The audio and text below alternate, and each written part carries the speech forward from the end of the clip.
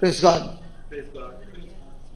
Let my Heart be changed. heart be changed, or everybody else around me be changed.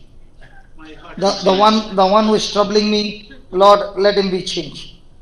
Huh? Now we are saying, Lord, I come to you, let my heart be changed, let my heart be changed, renewed. Why? Because of the grace that I found In you. in you. Praise God. So, God has bestowed on us through Jesus grace and truth. And when I receive His grace, I receive His favor, I receive His power, I receive His blessing, and praise God, through that grace, our lives are changed. And that's what you're singing. Lord, I come to you. Let my heart be changed, renewed, flowing from the grace that I found in you. Lord, I've come to know the weaknesses I see in others. In me. Most of the time we'll see weaknesses where? In us or in others? Hey, come on, can we talk? In others. In others, good. There's one person who is honest, thank God. Hallelujah. Hallelujah. The others are all looking at the weaknesses in themselves. Never judging, never condemning anybody. Praise God. The weaknesses that I see in me will be stripped away, not by a punishment, but by the power of His love. Praise God. Praise God. So, loving Father, we thank you as you lead us into this power of your love. Teach us, O Lord, through examples, how this actually works in our everyday life. The greatest power in the universe is your love, and it is your love that never fails. It is your love that it is you. God is love. So as you take us through this journey of love, Lord, perfect love casts out all fear. So teach us all these truths, O Lord, as we go through the journey, through the scriptures. Almighty God, let every lie and unbelief of the devil be exposed and brought into the light, so that when we walk out of this place, we will be completely changed. Every stronghold of the enemy shall be destroyed, and new strongholds shall be built of faith. We thank you, we praise you, in the glorious name of Jesus. Amen. Praise God. Praise God. How many of us want a life to be a life of miracles? Nobody? Okay. Okay. So we will learn how this is possible in our everyday life. Who was that? 1, 2? Another one mic was not working. Testing. Oh. Hallelujah. Doesn't matter. Hallelujah. Okay, let's go to Ephesians chapter 2 verse 8. Ephesians chapter 2 verse 8. We'll see how signs and wonders and miracles happen and what is the system. For example, here's an electric light right in front of me. It works on electric power, right? Now the same electric power which is supposed to work for me can even kill me if I don't follow the system. In the same way, in the kingdom of God, God wants to teach us through His Son Jesus that there is grace. And what is this grace? And when we operate on grace, how signs, wonders, healings, miracles take place, which we are seeing every day. And even this evening, we are going to see amazing healings taking place in our midst. Are you interested in studying the system or only praying? Hello? Okay, let me give you an example. Supposing you are driving a car and you don't know anything about the gear. And you shift the gear, you don't bother about the gear, you only shift that handle and it's gone into reverse. Then you start saying your Psalm 91, Psalm 23, you say all your prayers, look in front, believing the car will go in front, and you press the accelerator. Where will the car go? Why is the car going reverse? You are praying. You are believing. Your desire is to go in front. But the system operation is wrong. You put a reverse gear, the car will always go reverse. Is that right? In the same way, God wants to teach us through the scriptures how to use the gear from unbelief to faith. And once you understand to move from unbelief to faith, your life is in the supernatural. Amen? Amen. So let's study this, Ephesians chapter 2, verse 8. Shall we read it together, please? Shall we read it together? For by grace you have been saved through faith, and that not of yourself, it is the gift of God. So how many of us are saved by grace of God? Only a few hands. Okay. How many of you are saved by faith? How come some of them lifted their hands both the times? Are you saved by grace of God, or are you saved by faith? Faith is your gift. Sorry? Faith is your gift. Faith is? It's a gift. Yeah, faith is a gift. But are you saved by the grace of God? Yes. So are you saved by faith? Let's have faith to receive the gift of grace.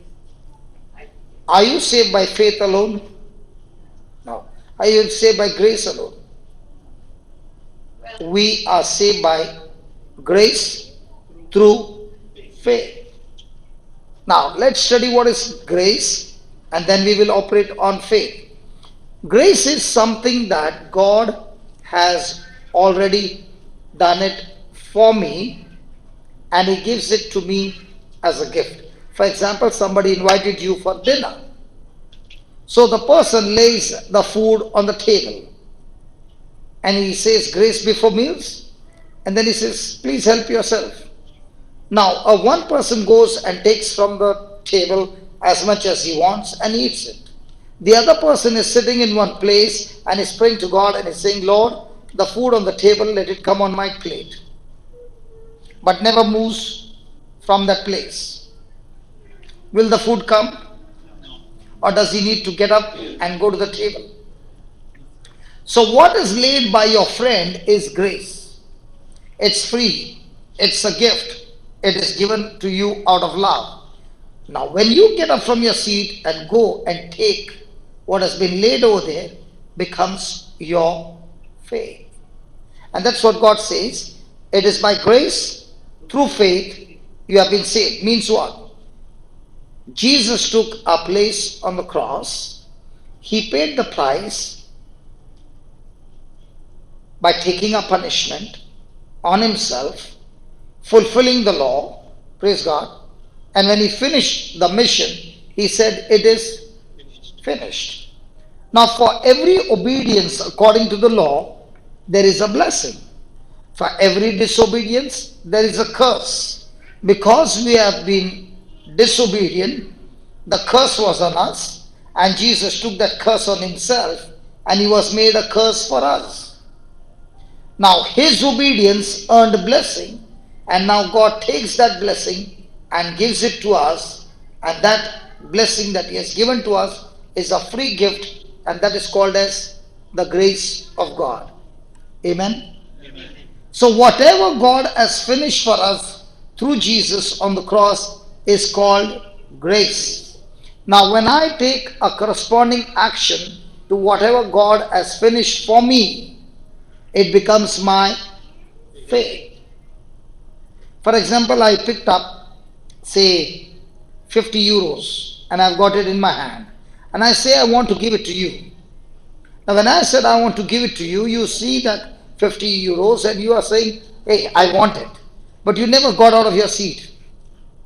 You are sitting and watching it with the desire, I want it, but never going and taking it.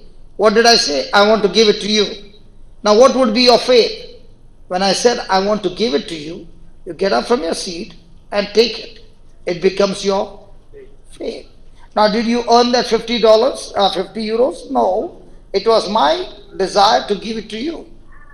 Are you following? In the same way, every promise of God is the grace of God through Jesus. And when you read those promises are sure, but you need to take a corresponding action to that promise, then it becomes your faith. For example, God says, by the stripes and wounds of Jesus, you have been healed. Now, when God says you have been healed, and you are saying, Lord, please heal me. Now, are you operating on grace, or are you operating outside the grace? Outside the grace. Why? Because God said He has healed you. What are you saying? Lord, heal me. Praise God. Now let's take an example from the Bible so that we understand how this system works. Praise God. Praise God. How many of us want the promise of God to manifest in our life? Everybody. So I'm going to give you the secret how this actually operates. Let's go to Mark chapter 5. And let's study about the woman in verse number 25. Now, before we come to the verse 25, let me give you a background. There's a man named Jairus who has come to meet Jesus.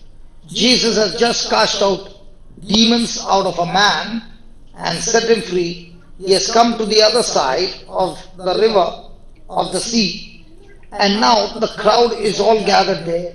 Jairus has come and asked Jesus, please come to my house, lay your hands on my daughter. My daughter is at the point of death, so please lay your hands so that she gets well. Now Jesus, listening to the request of Jairus, is walking with Jairus to his house, and this incident happens, and we take from there. Verse number 25, and a certain woman which had an issue of, what's that? Shall we read it, please? Yes. A certain woman which had an issue of blood 12 years.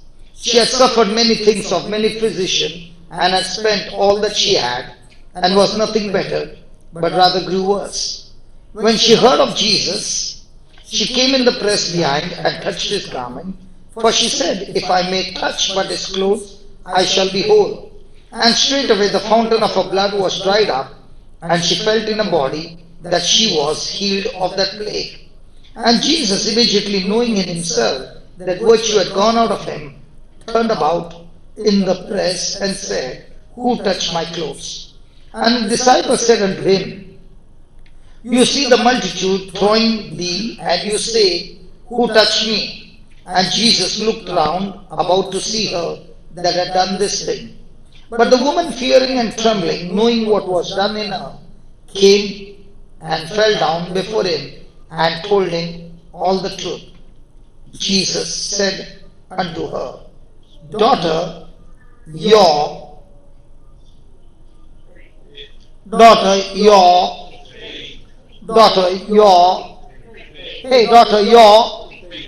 faith has made you whole. Go in peace and be whole of thy plague. Praise God. Now, when we go to verse number 26, we find there the system that she is operating in is negative. And what is negative? The woman is bleeding for 12 years. She can see the blood. 2, she has suffered many things of many physicians. 3, she has spent all the money. Now, her mind or her thoughts or her emotions or her feelings is all about her sickness, about her problem, about her trouble, about her pain, and that's why the Bible says she was nothing better, but rather grew. Now, in our life, we too go through issues of life. Is our mind full of what you are going through? Is my emotions full of pain and sorrow and negative things? Then I am never going to grow better. I am going to grow worse. Praise God. Now, here is she on a negative system growing worse. Now, we got to see how did she change from getting worse to getting healed. Praise God. The key word over there in verse number 27 is she heard of Jesus. She heard of. She heard of. Now, when we hear of Jesus, does he speak to us through his written word? Does he give us his promises? Come on. In the same way, had this woman seen Jesus in her life? Now, had she heard about him? Now, had she heard about his word? Now, how come she became sure about his word? Listen, she makes a decision that she wants to go and touch his garment, right?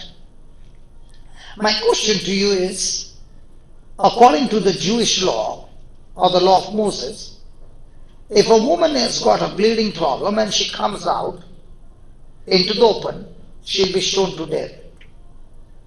She's unclean. She cannot take anybody's support. Then why is this woman making a decision that she wants to go and touch Jesus? Is she focused on a faith, or is she focused on Jesus? Again. Is she focused on a faith, or is she focused on what she heard about Jesus? Has she seen Jesus? No. Somebody came and spoke to her. And might be somebody told her, I went to a service and there was this man named Jesus. He spoke the word and he spoke to that blind man and he got sight. I was there. I saw him touch a deaf ear and the man's deaf ears opened. I saw him, he even spoke to a dead man and the dead man came alive.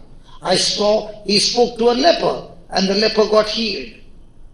Now, when she hears all these words, is a mind now full of what she's going through or what she heard about Jesus? Are you following? So the first thing for the promise of God to be fulfilled in my life is I must get myself full of Jesus. And because she is now full of Jesus, she makes a decision that I will go and meet him and touch him and experience myself his glory. Amen? Amen. Now, in our life, when we go through trials, what are we full of? Are we full of what we heard about Jesus?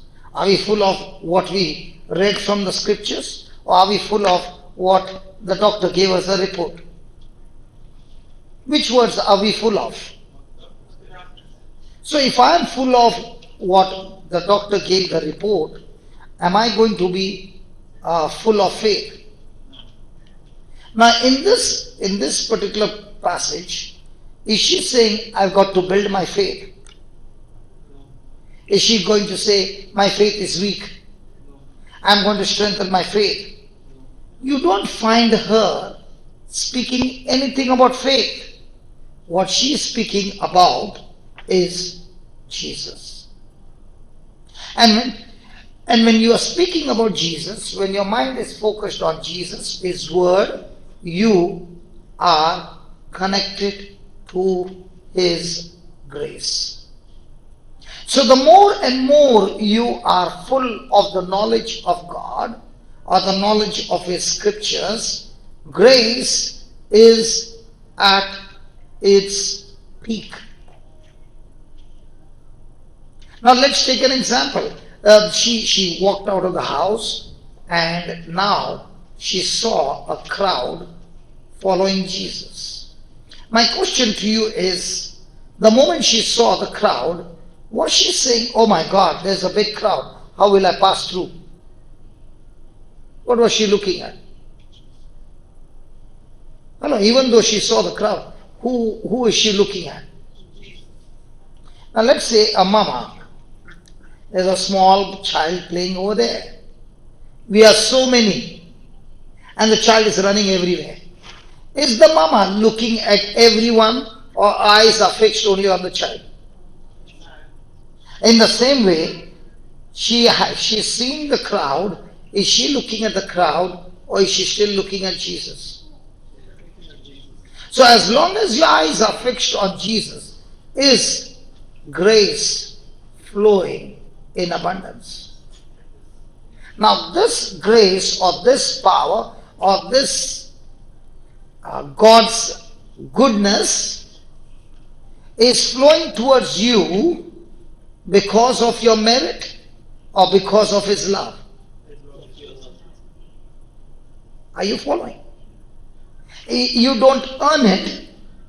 It's just God's love flowing towards you. Praise God. Now, in this whole episode, is the Bible speaking anything about her faith? No. It's only talking about she heard about Jesus, and what she heard about Jesus, she changed her words from I am bleeding to I will go and touch him.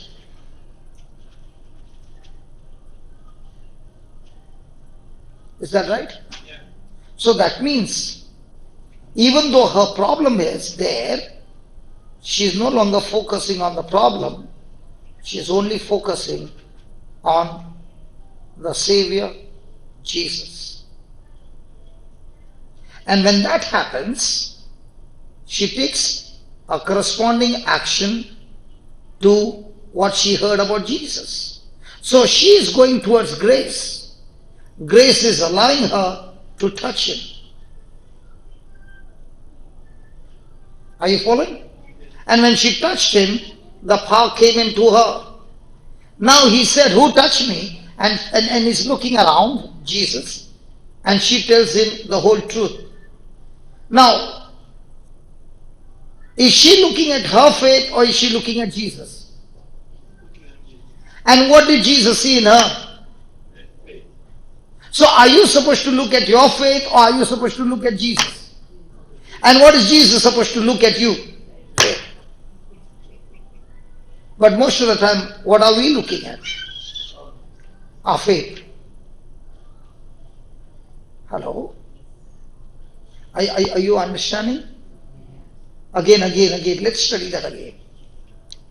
This woman heard about Jesus. Now she is suffering from a sickness for 12 years. What should be in her mind? 12 years experience. She can see the blood. But yet, she makes a decision to look at the awesome Jesus. Has she seen him physically? No. So is her mind full of what she heard? Are you following? Now, is the physical evidence challenging her to the spiritual evidence that she heard? What's the spiritual evidence? What she heard about Jesus. What's the physical evidence? Her own problem. But where is she looking at? She's looking at the spiritual evidence. Now, is she saying, I've got a weak faith, I got to build up my faith? Is she saying, I got no faith? Is she saying anything about faith? Or is she only talking about Jesus? And that is what God wants us to be focused on. So when you are looking at grace and your mind is focused on grace and you're moving in that direction, God looks at your action and that becomes your faith. So am I supposed to be focused on looking at my action, or am I only supposed to look at God and keep my eyes fixed on God? So when you are fixed on God, it is God who will make you move in that direction.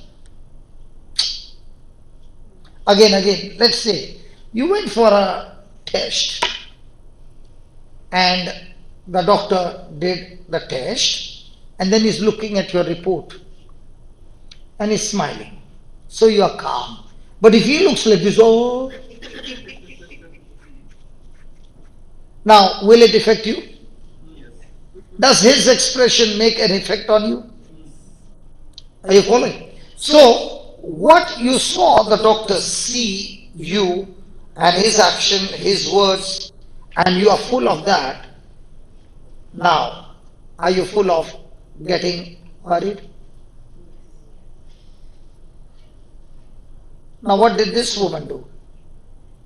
She was full of Jesus.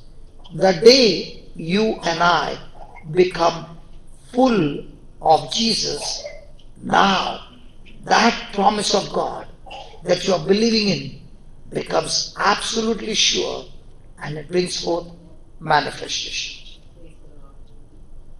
So the more and more you become full of His Word, full of what He has promised you, grace is at its peak. Praise God. Praise the Lord. Hallelujah. Hallelujah. So was she only conscious of what she heard about Jesus, or was she conscious about what she's going through? Because if you see the whole system, if she's bleeding for 12 years, she won't be able to stand.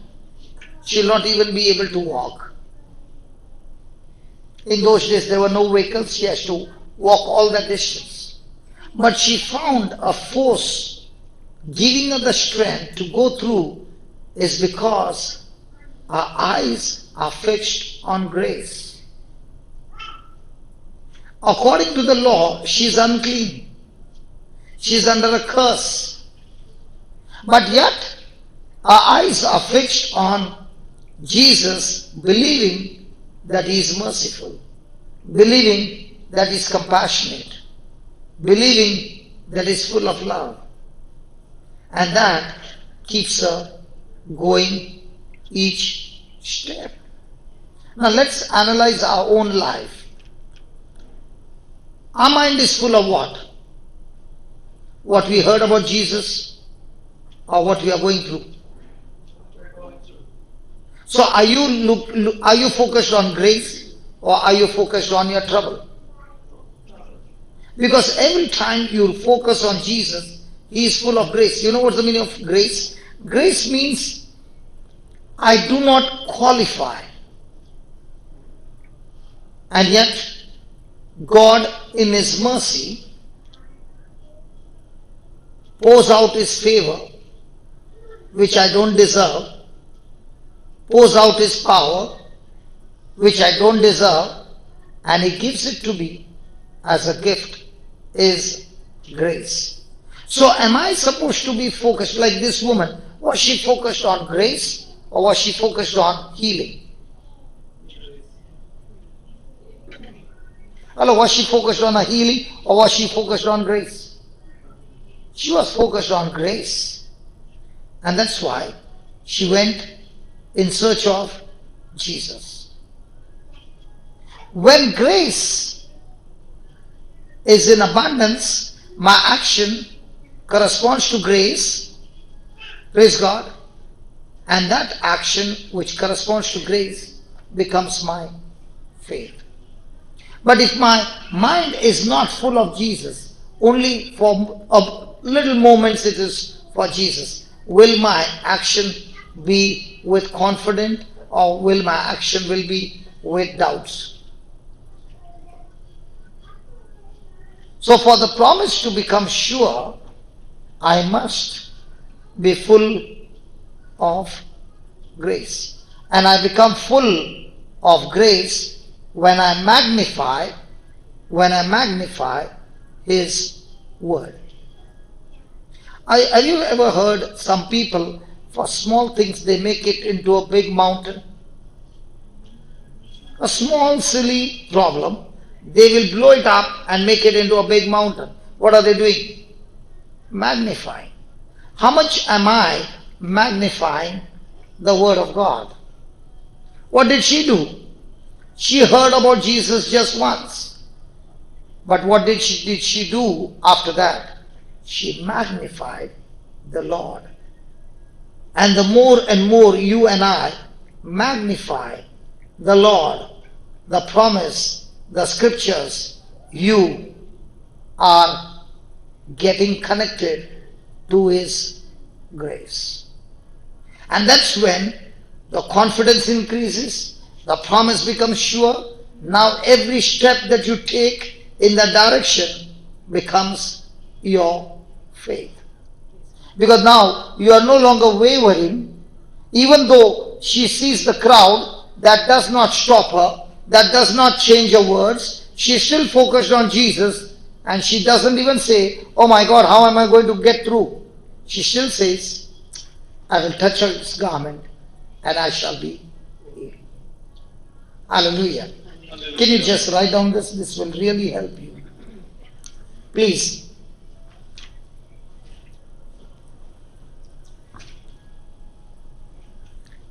First thing, write down. If I want God's promises,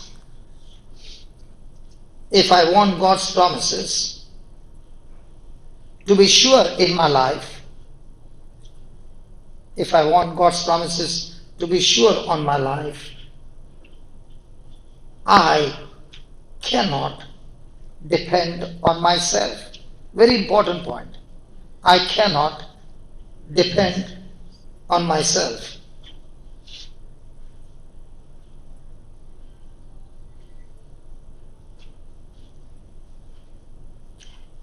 If I depend on myself,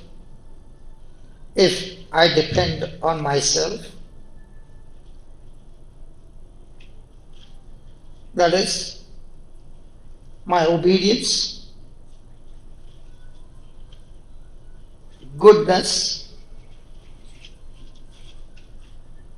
my service, and even my faith,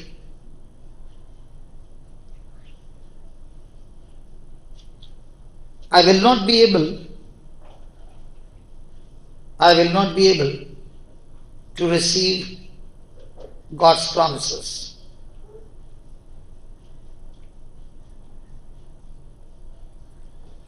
But when I depend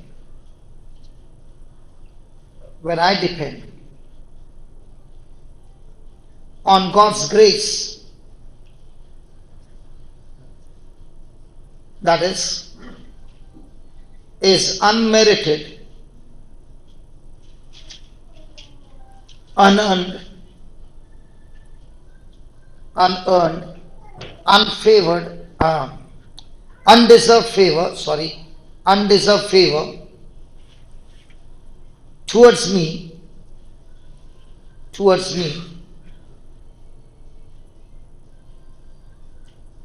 that is when God's promises become sure in my life.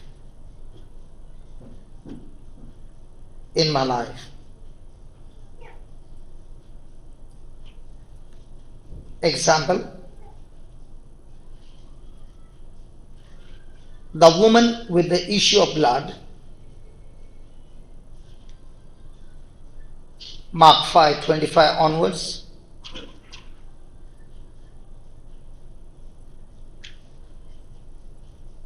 She did not go around saying,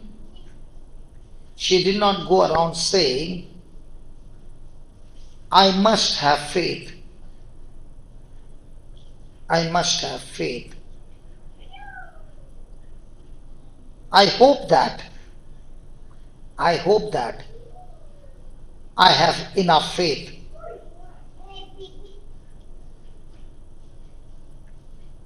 Or I will have faith. Or I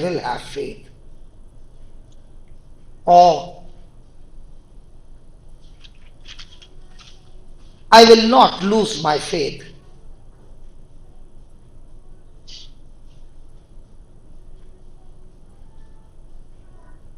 We find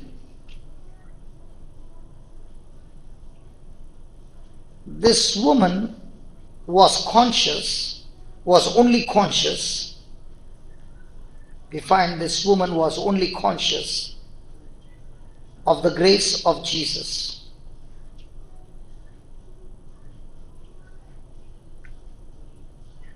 That is, he always healed the sick. He always healed the sick.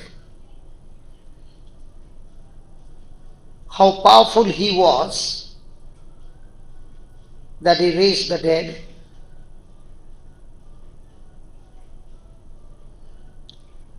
He opened up blind eyes.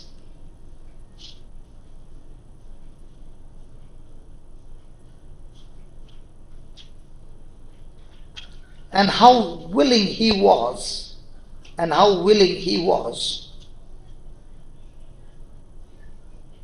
to use his power, to heal others.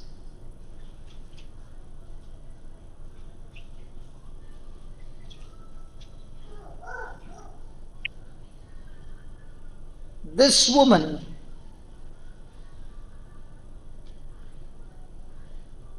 believed, imagined, began to think,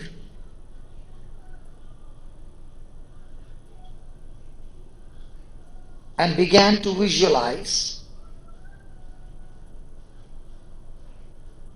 that his grace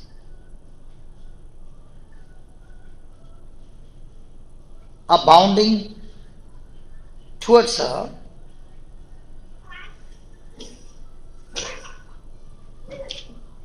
his grace abounding towards her, that she said,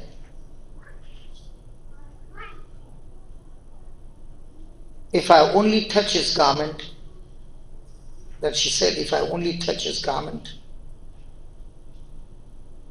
I shall be made well.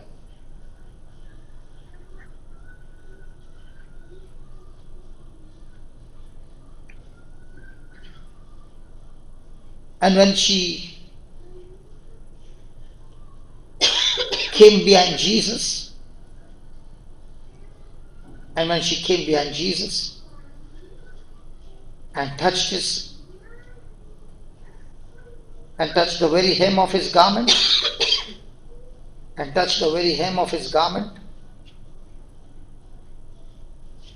she was healed.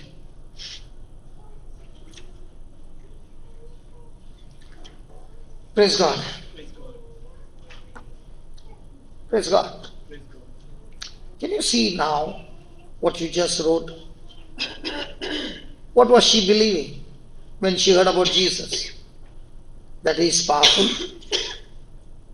He uses his power to heal the sick, cast out demons, raise the dead. So was her mind full of what she heard about Jesus? Or was her mind full of herself?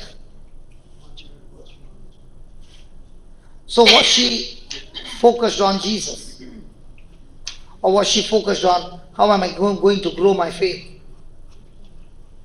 Are you understanding? So the more and more she magnified Jesus and how loving he is and how merciful he is and how he touched the crowd and healed the crowd, she was full of that. Now she began to realize that grace is available for me. All I have to do is go and meet him.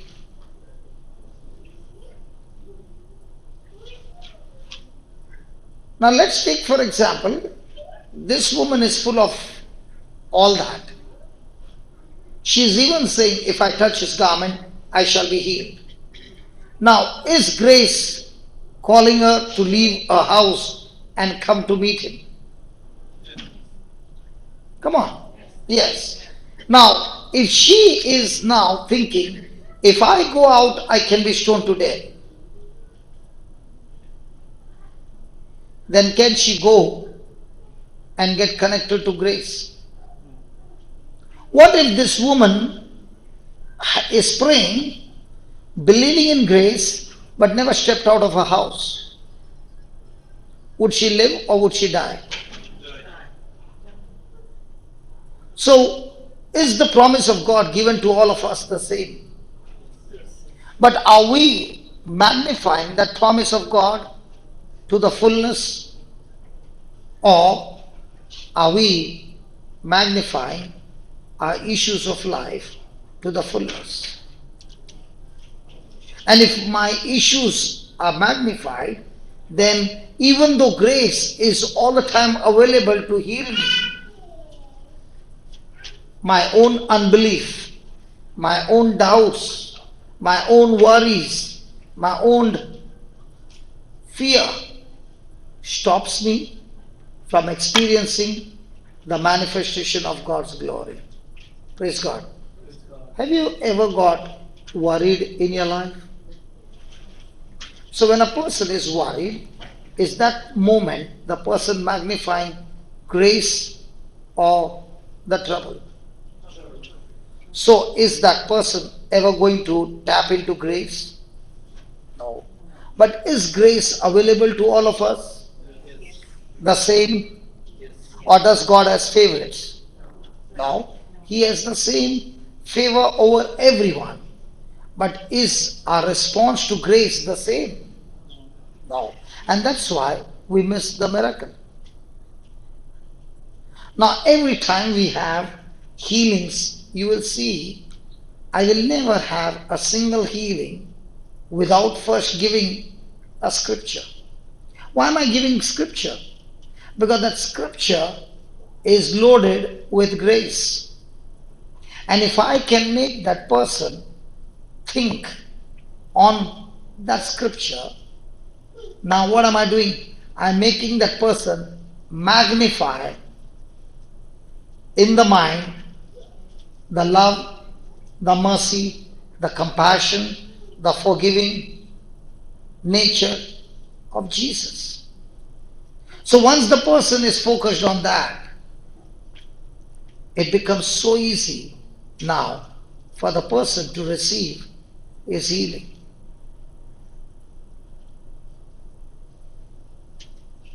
Now, is she, while going through that connection, talking about her faith? No. Who saw her faith? Jesus.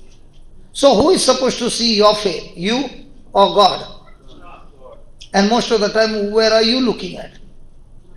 Your faith. You are not supposed to look at your faith. You are supposed to look at Jesus. Now, let's take another case. I am believing for God to heal me because I knelt for 3 hours and prayed. Possible? I am believing for God to heal me because I got up at 3 o'clock in the morning, because that's the time the lines are not busy. Because during the daytime everybody is praying, I might not get connected quickly. Praise God. I am believing for a healing because I fasted for 1 week.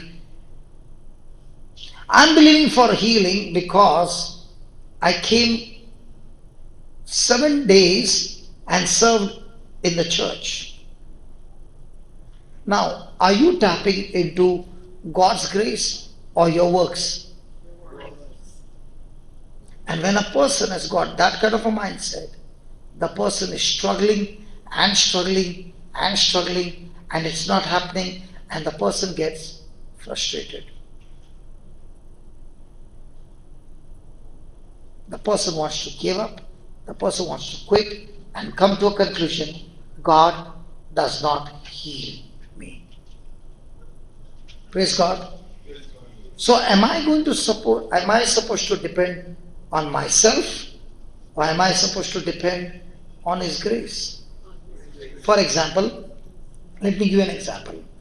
Jesus says, all those who believe in me, these signs will follow them. All those who believe in me. Did He say all those who pray? No. Did He say all those who fast? No. Did He say all those who come to church every day? No. He never said that. He said, all those who believe my word, these signs will follow them. In my name, when they lay hands on the sick, the sick shall recover. Now, this is the promise he has given me. Now, do I receive his power on my hand because he said, or do I receive the power in my hand because I prayed for 6 months non-stop? Listen, in the beginning, I, myself, was believing that if I kneel down and put my hands up and pray so many hallelujahs, I'll get more power. Believe me. And by the time my hands would come down, I had to add one more prayer, God heal my shoulder. Are you following? Hello. Because my way of thinking was, because I did this, now God will give me more power. But as I began to study the word, I found that the more I depend on myself to get things done, I fail. But the more I begin to believe, just like that son, look at that son on his father's lap, relaxed. Now the son is not saying, Dad, I've got to go and earn some money to get clothes. Does he have to do that? Or the father providing him with everything? And why is he providing? Because of love. In the same way, God is saying, can you come to me as a child and receive my love from me as a gift? You don't earn it, you don't sweat for it, just receive it as a gift. That's why he says grace is a gift from God. And it is not of yourself, it is the gift from God. Hallelujah. Hallelujah. Let's take an example. Is there anybody here suffering from arthritis? Let's do it. Arthritis?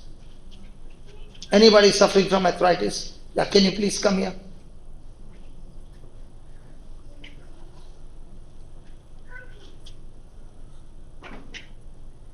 You will be on camera, is that okay?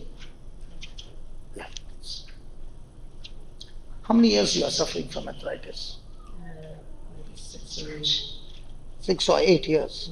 Okay. Now, all this time you have been praying to God to heal you. So you never prayed for a healing. So you enjoy arthritis. So you want that arthritis to be in your body. So you have accepted it as your friend or anybody in your body. You don't want it to go away. Yes. You want it to remain in your body. No. No, you want it to go away. Yes. So what did you do to get it out? You took medicine. And you were depending on medicine. Yeah. And it did not go. It only got arrested. But the pain is still there. You take painkillers. Not yet. So you have not yet reached that place. No. So you want to fix it now. So now you need what? Healing or grace. If you get grace, then your healing is yours. Okay? Now, let's fix up arthritis. Shall we pray to God to heal you or shall we tap into grace? Good. So, let's see where we can get grace. Give me Psalms 22:14. Are you understanding? Yeah.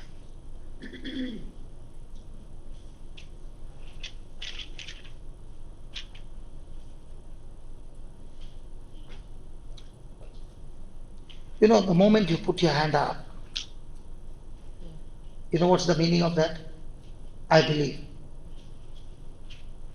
In other words, you said, I believe what you're saying, and I'm ready to move like the woman with the issue of blood. Okay, please read that. 14 I am poured out. Can you read it loudly? 14 I am poured out like water, and all my bones are joined. My heart is like wax, it is melted in the midst of my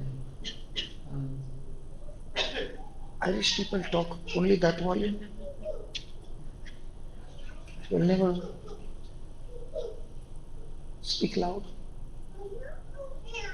wasn't expecting to be up here. So. Praise God.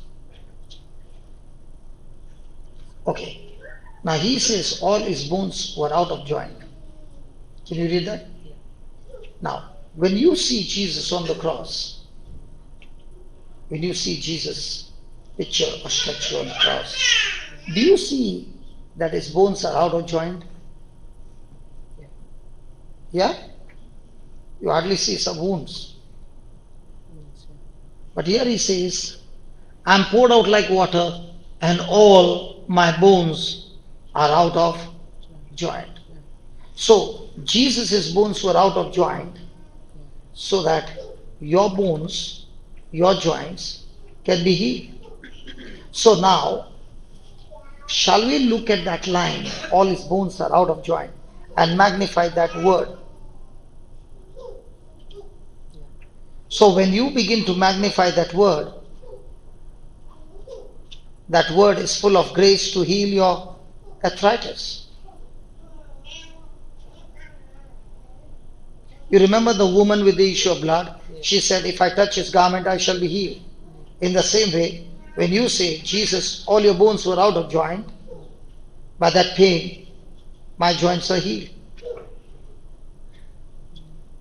Are you willing to do that? Yeah. All my bones were out of joint. All his bones. All Jesus, all your bones were out of joint. Jesus, all your bones were out of joint. By that pain, By that my bones are healed. my bones were healed. Do you have a rosary? Not properly. Anybody having a rosary? Yeah. Are we here to learn? Hello? Yes. Are we here to learn? Yes. Okay. You hold this rosary. On every bead, only one decade, say these words. Lord Jesus, all your bones were out of joint. By that pain, I am completely healed.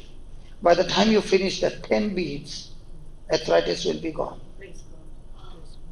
So you don't focus on healing, you focus on his suffering for you and how much he loves you. Okay? So I'm going to help you. Okay? Yeah. Let's close our eyes both together. Let's look at Jesus.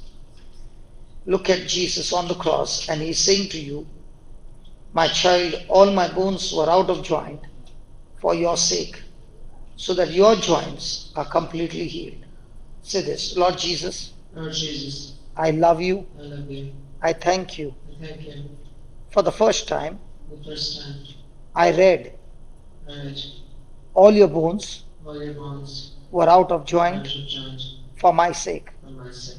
Lord Jesus, Lord Jesus, I believe your word. I believe your word. All your bones were out of joint. All your bones were out of joint. By that pain, By that pain, my joints, my joints, my bones my bones are completely healed. are completely healed. Lord Jesus, Lord Jesus, all your bones were out of joint. all your bones were out of joint. By that pain, By that pain, all my bones, all my bones, my joints my joints are completely healed. are completely healed. Lord Jesus, Lord Jesus, all your bones were out of joint. all your bones were out of joint.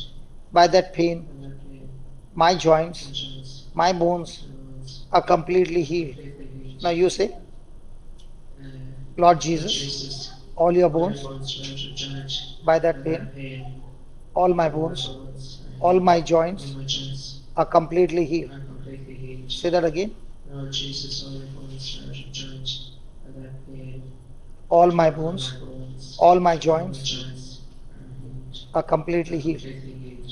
Again, Lord Jesus, all your bones are out of joint. By that pain, all my all my bones bones, and all my all my joints joints are completely healed. One more time. Lord Jesus, all your bones are out of joint. By that pain, All my all bones bones and all my joints. are completely healed. One more time. Lord Jesus, all your bones are out of joint. By that pain, All my bones, all my bones, all my joints are completely healed. Very good. Lord Lord Jesus, Jesus, all your bones are out of joint. By that pain, all my bones, all my joints are completely healed. very good. One more time. Lord Jesus, all your bones are out of joint. I have pain. All my bones, all my joints completely healed. One last time. Lord Jesus, all the bones, joints, I have pain. All my bones, all my joints are completely healed. Finish. Arthritis is gone. Check your bones. Check your joints. No pain. It's all gone. Praise the Lord. Nothing. Was that good? Yes. 6 years, right? And how many times did you say? Now, did you receive because of His grace or because of your prayer? His grace. No pain. Check your knees, check your shoulders. Everything gone. Praise the Lord. You are so surprised. Yeah. Is it easy? Yeah. Did you ever think that line, all my bones are out of joint, is loaded with so much of grace power that it can kill arthritis to the root? You never knew it. Focused on. Yeah. You took medicine for 6 years, I just heard the things. but this medicine is better. And there are no side effects. Yeah, praise the Lord. And there is no charges. It's free. Can I get a smile now? Praise the Lord. Thank God. Now she is smiling. Thank you, God. Was that good? Yes. Praise the Lord. So was it depending on your prayer or His word? His word. Grace. Praise God. Thank you. Thank you. Good. Isn't that beautiful?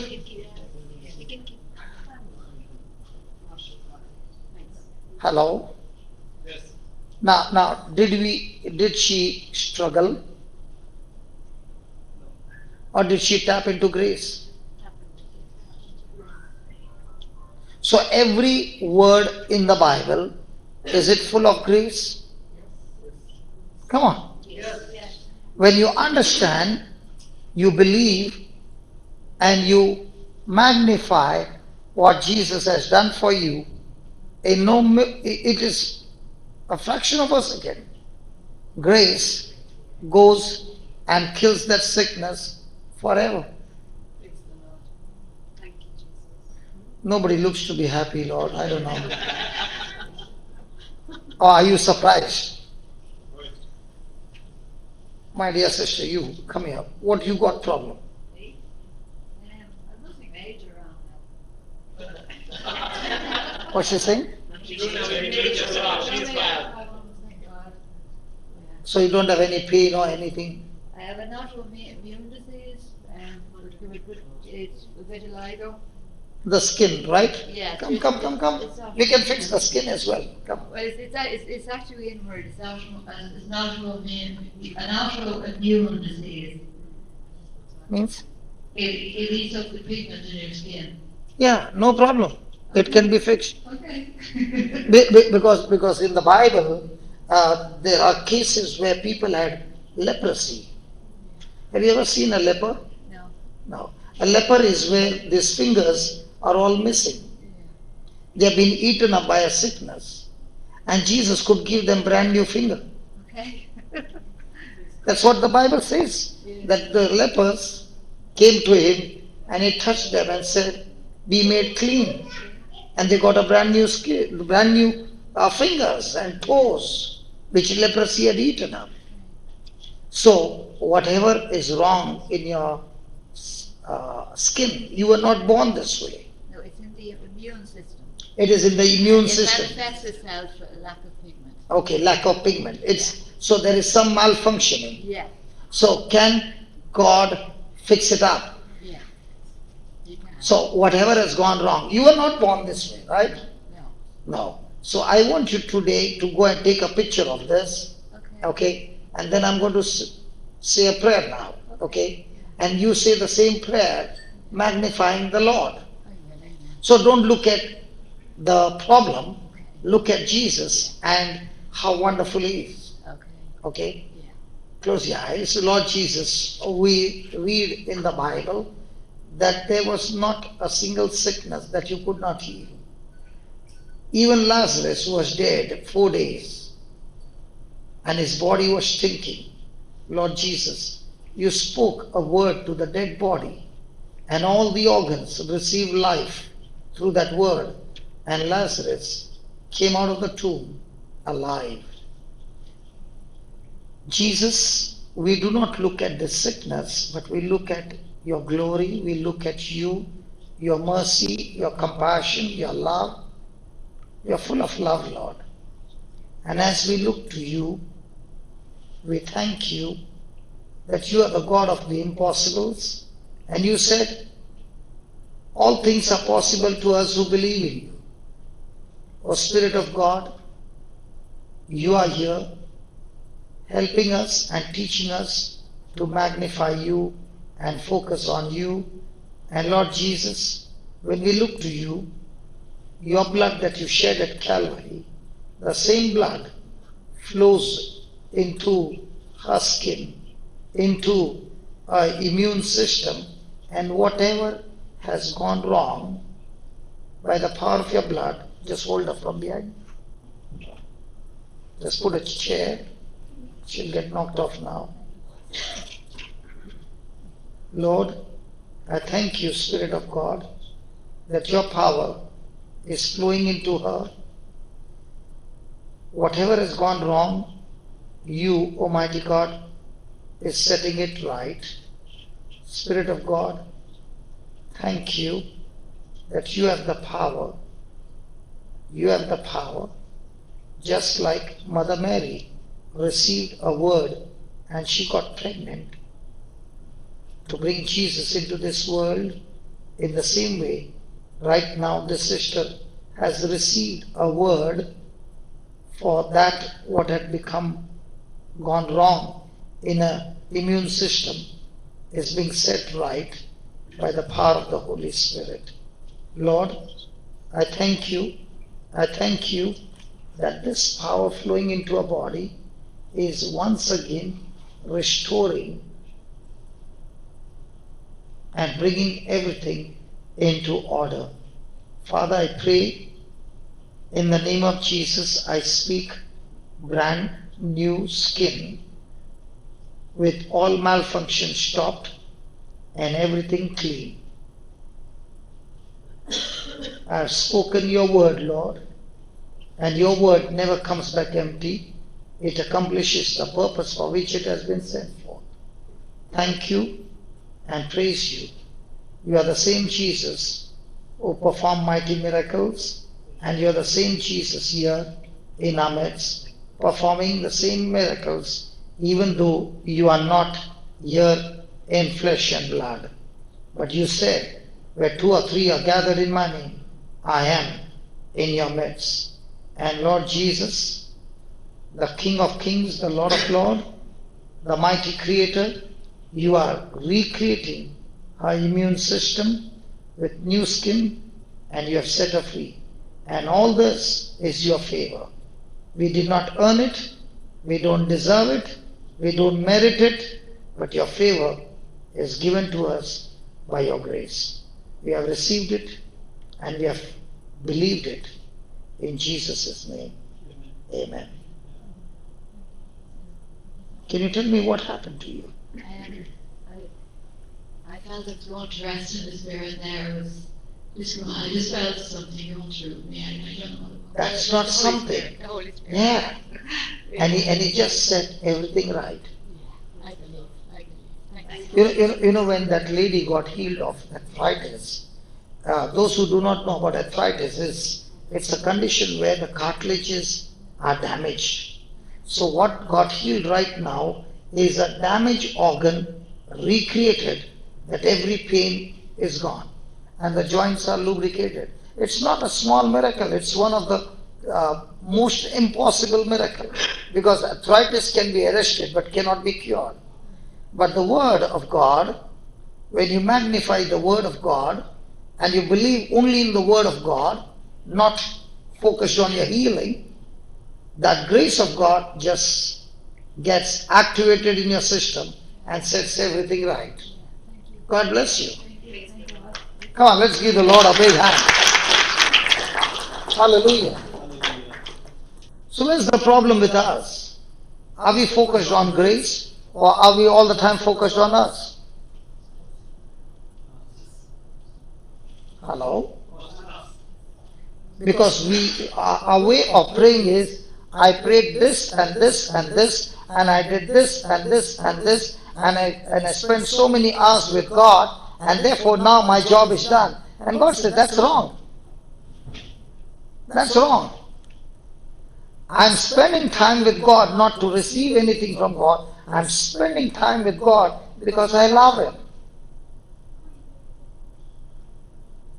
I want to fellowship with Him for what He has done. And I begin to magnify how loving He is, how compassionate He is, how forgiving He is. What a beautiful character, what a beautiful nature. Hey, Jesus, you did this, Jesus, you did that. And I'm only focused on that. And by the time I finish, I realize, oh my God, I got healed. When God looks at you, tapping into grace, He looks at your faith. So what am I supposed to look at, my faith or look at God's grace? And what is God looking at us? Our faith. And that's why Jesus says to us all the time, in the Bible He said, your faith has healed you. Means what? You were so focused on me. Okay, let's take another case. You remember Bartimaeus, the blind man? Hello? He is blind, sitting by the roadside, and there's a big crowd following Jesus. He says, hey, what's happening? And they say, Jesus of Nazareth is passing by. What does Bartimaeus do? He begins to cry out loudly, Jesus, Son of David, have mercy on me. Right? Now, what do the people say who are passing by? Shut up. Don't make this noise. What is he doing? He's shouting even more loudly. Jesus, Son of David, have mercy on me. Now, is he talking about his healing or is he talking about Jesus? You are so much merciful. Now, is he full of Jesus? Yes. But did the people irritate him? Yeah. Did they say, shut up? Yes. Did he get angry with them? He is not even interested in anybody. He is still screaming loudly, Jesus, Son of David, have mercy on me. Now, is he full of Jesus? Come on. Yes. When he is full of Jesus, can Jesus take one step out of Jericho? The Bible says Jesus stopped. Even if Jesus wants to go in a direction, you can stop Jesus by looking at grace. Can you believe Jesus could not take a step further? He had to stop because somebody is magnifying Him. Somebody is focused on Him. Now, could the crowd see Jesus? Yes. Was Bartimaeus blind? Come on. Could he see Jesus? No. But did Bartimaeus see Jesus with his blind eyes? And the people who had good eyes, did they see Jesus? No. Hallelujah. Now when Jesus saw somebody can see Him with the eyes of spiritual eyes, He stopped. And what did He tell the people? Call Him. The very people who told Him shut up, now what are they doing?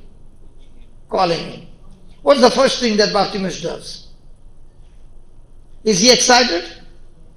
And what does he do? The Bible says he throws the cloak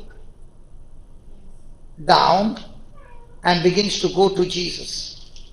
Now, what is the meaning of that? In today's world, if a man is walking with a stick which is white and red, what will you call it? Is it the same over here? In my country it is. If a person is carrying a stick which is white and red at the bottom, he is a blind man. So in those days, when a person had a cloth on his shoulder, it meant that he is a blind man. And the first thing he does is he throws off his identity. He says, I don't need it anymore. Why? Because I have met Jesus. Even before he can get his healing, he is so much excited to meet Jesus that he goes and meets Jesus. Now, what does Jesus say to him? Jesus says, "What do you want me to do for you? Come on, Jesus. You know I cannot see. I'm blind." Is that right? Why is Jesus asking him that question?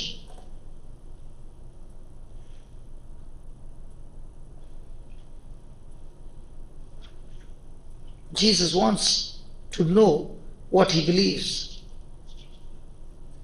Jesus wants to know whether he believes that Jesus can heal his eyes.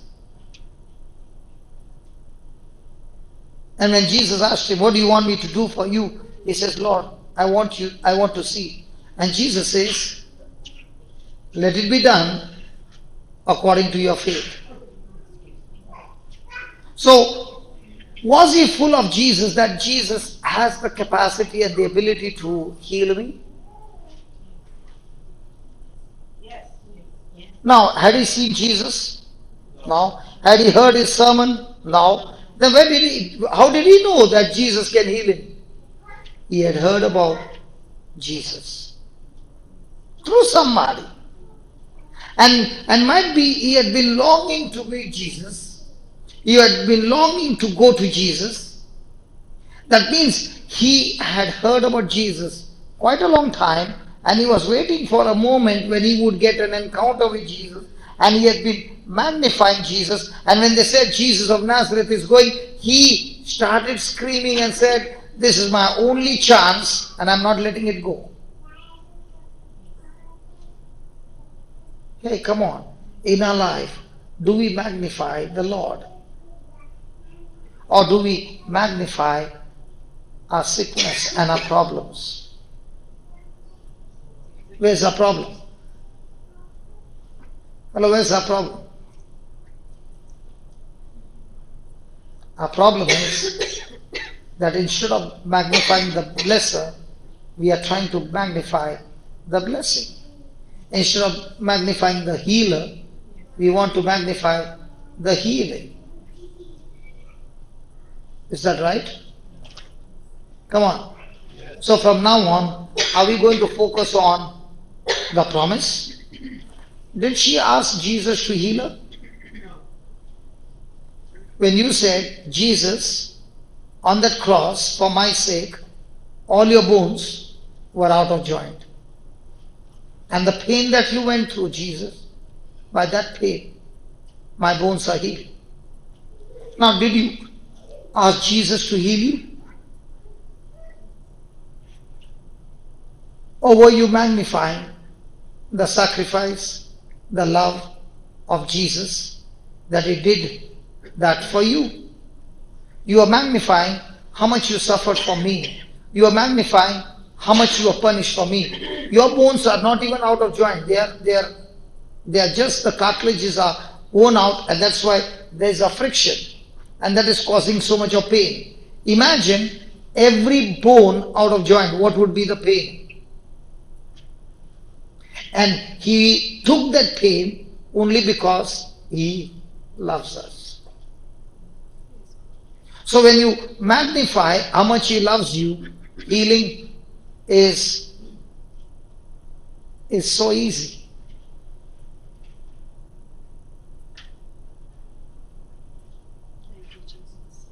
Am I talking good news? Yes. The way you all are looking, it looks like not one of you are smiling. Or you are engrossed in what I'm saying. Now, is prayer going to be beautiful? Is that prayer going to be what I can get from God? Or is that prayer going to be, how much can I magnify my God? Most of our prayer is what? Hello? Brother, you are the only one who will talk to me. Tell me, brother, most of the time our prayer is what? Magnifying the God, or what can I get from God? And that's why we fail. Because our job is to look at grace. God's job is to look at our faith. Praise God. Praise God. Thank you, Jesus. Thank you, Jesus. Write down. Is it helping to write down? Yeah.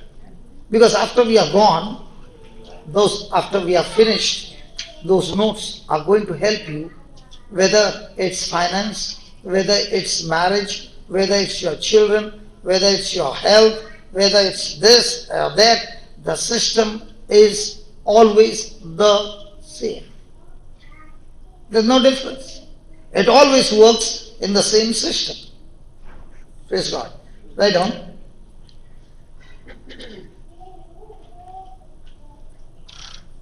When the woman got healed,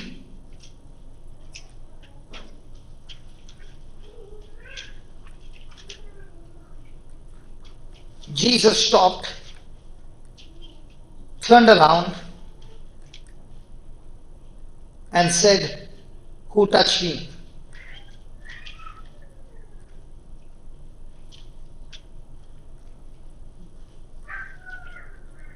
The woman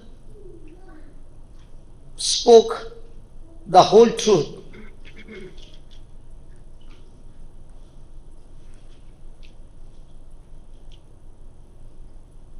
And Jesus said to her, "Be of good cheer. Be of good cheer, daughter. Your faith has made you well."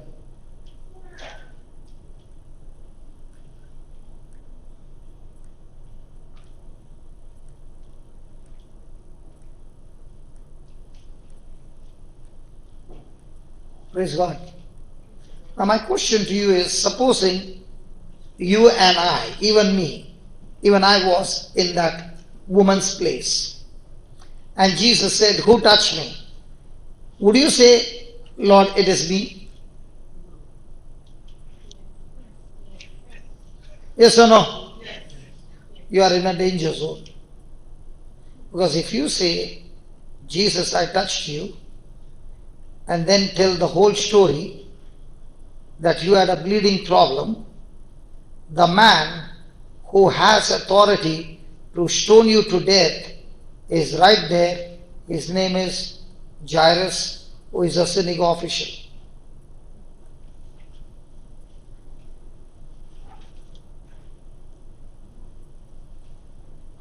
Do you understand what I'm saying? And now that he gets the news that his daughter is dead, that this woman was telling her story of 12 years. Have you ever heard a woman tell a story of... Hello? If a woman is given a chance to tell a story, will she tell a story in a short or a long? No. Brother, you don't open your mouth. She's sitting next to you. All those who are here, not with with your spouse, please keep your mouth shut. Don't open your mouth. Because after this you'll go home. Oh, you are telling there? Then you'll be in trouble. Hello, normally a woman will speak the story short or long. And what must be happening to Jairus? Come on, you got your healing, shut up and go home. Don't make me annoyed. I can open my mouth and sentence you to death. Don't you waste my time. My daughter is at the point of death. Can Jairus get irritated? But is he irritated? Or is he tapping into grace? Now when he gets the news that his daughter is dead, what happens to his grace?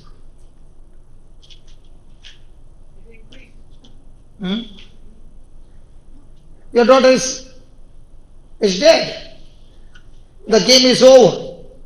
But what does grace say to Jairus? Grace says, the game is not over. It has just begun. He says to Jairus, "Listen, Jairus, do not fear. Only believe." What does Jesus say?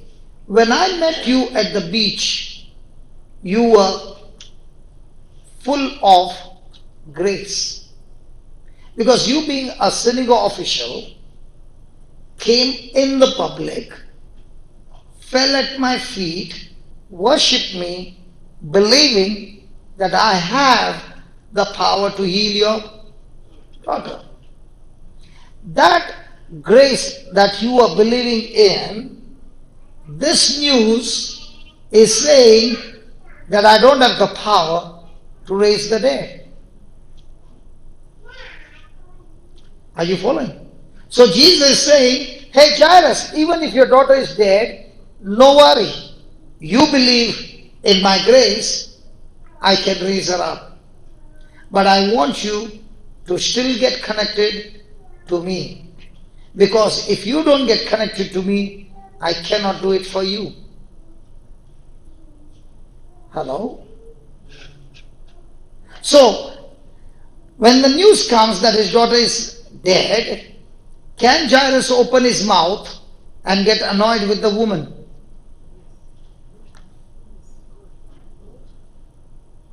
In the natural, you wouldn't have got angry. You wouldn't have said to Jesus, it's no use, Jesus, my daughter is dead. But do you find Jairus opening his mouth?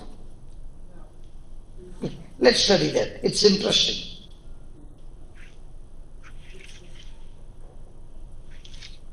Oh, you are faster than me.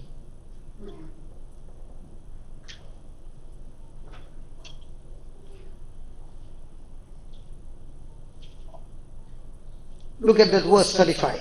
While he yet spoke, there came from the ruler of the synagogue's house certain which said, your daughter is dead, why trouble you the master any further? 36. As soon as Jesus heard the word that was spoken, he said unto the ruler of the synagogue, be not afraid, only. Can I get the translation from your Bible? Verse 36, please. There are beautiful words on that verse 36. Can you give me different translations, please? Yeah, what's your translation say? Jesus disregarded Jesus disregarded the record or disregarded the message. Yeah, what's your Bible saying? While he was still speaking, some people. No. Verse 36.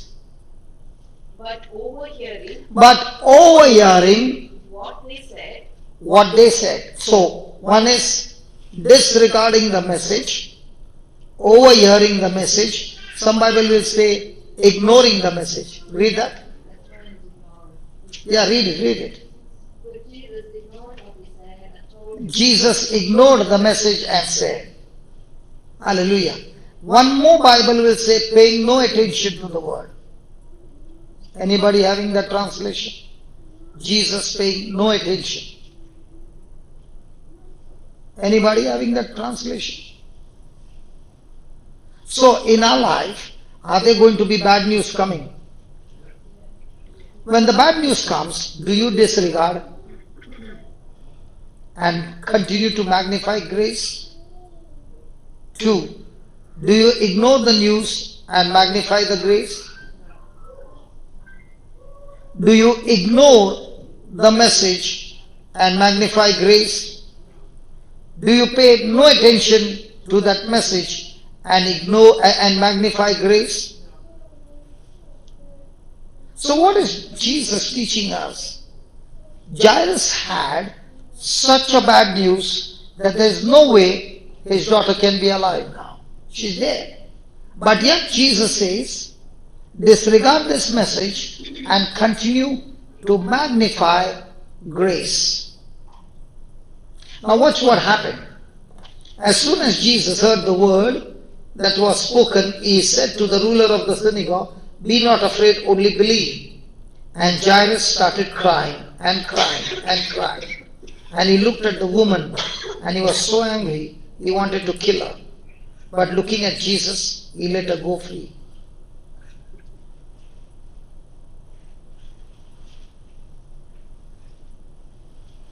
Did Jairus do that? Some of you believe what I read. It's not in the Bible, I was just reading. What happened?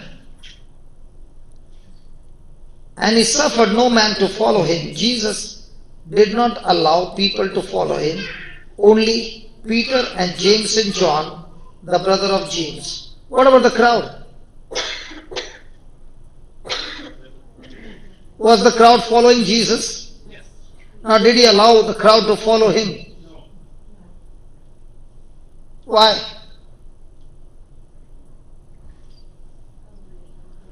Did the servant speak to Jairus in his ear that his daughter is dead, or did he speak a little loud?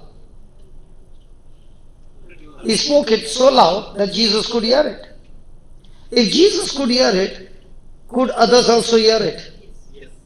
Now, that word will bring faith or fear. So is fear contagious? Is faith contagious? For example, that sister who got healed, and you saw it, will it affect your faith? Can a testimony of a person build up somebody else's faith? You know, sister, you just got healed, but you don't know there will be thousands of people around the world who will be watching you. Did you ever think that that sickness that had come to trouble you, God turned it for glory, and there will be so many people around the world who have heard you get healed because of your testimony? That's how it works. And it worked so quickly because you chose to believe.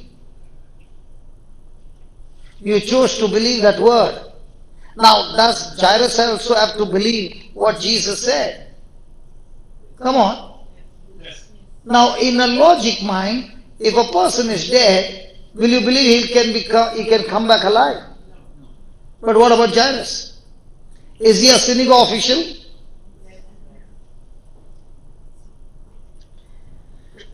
And he came to the house of the ruler of the synagogue and see the tumult and them that wept and wailed greatly. And when he was coming, he said unto them, Why make you this ado and weep? The damsel is not dead, but sleeping. And they laughed him to scorn. But when he had put them all out, he took the father and the mother of the damsel, and them that were with him, and entered in where the damsel was lying. Now, did Jesus put all of them out? Who is the head of the family? Hey, Jesus is going to whose house? So who is the head of that family? So who is in charge? But is Jairus opening his mouth? Which one is more powerful? Open your mouth and speak unbelief, or keep your mouth shut and not speak anything? Hello, which one is more powerful? Has it happened in your life that the Holy Spirit of God said, shut your mouth, and you said, Lord, just move aside, let me deal with him? Hello? And you spoke faith or unbelief? And when you spoke unbelief, did your situation become better or worse? Which one is better? To open your mouth and speak unbelief, or keep your mouth shut when you got unbelief? So if you want to open your mouth, only speak faith. Otherwise, shut your mouth. Can you tell your neighbor? If you can't speak belief, please keep your mouth shut. That is more powerful.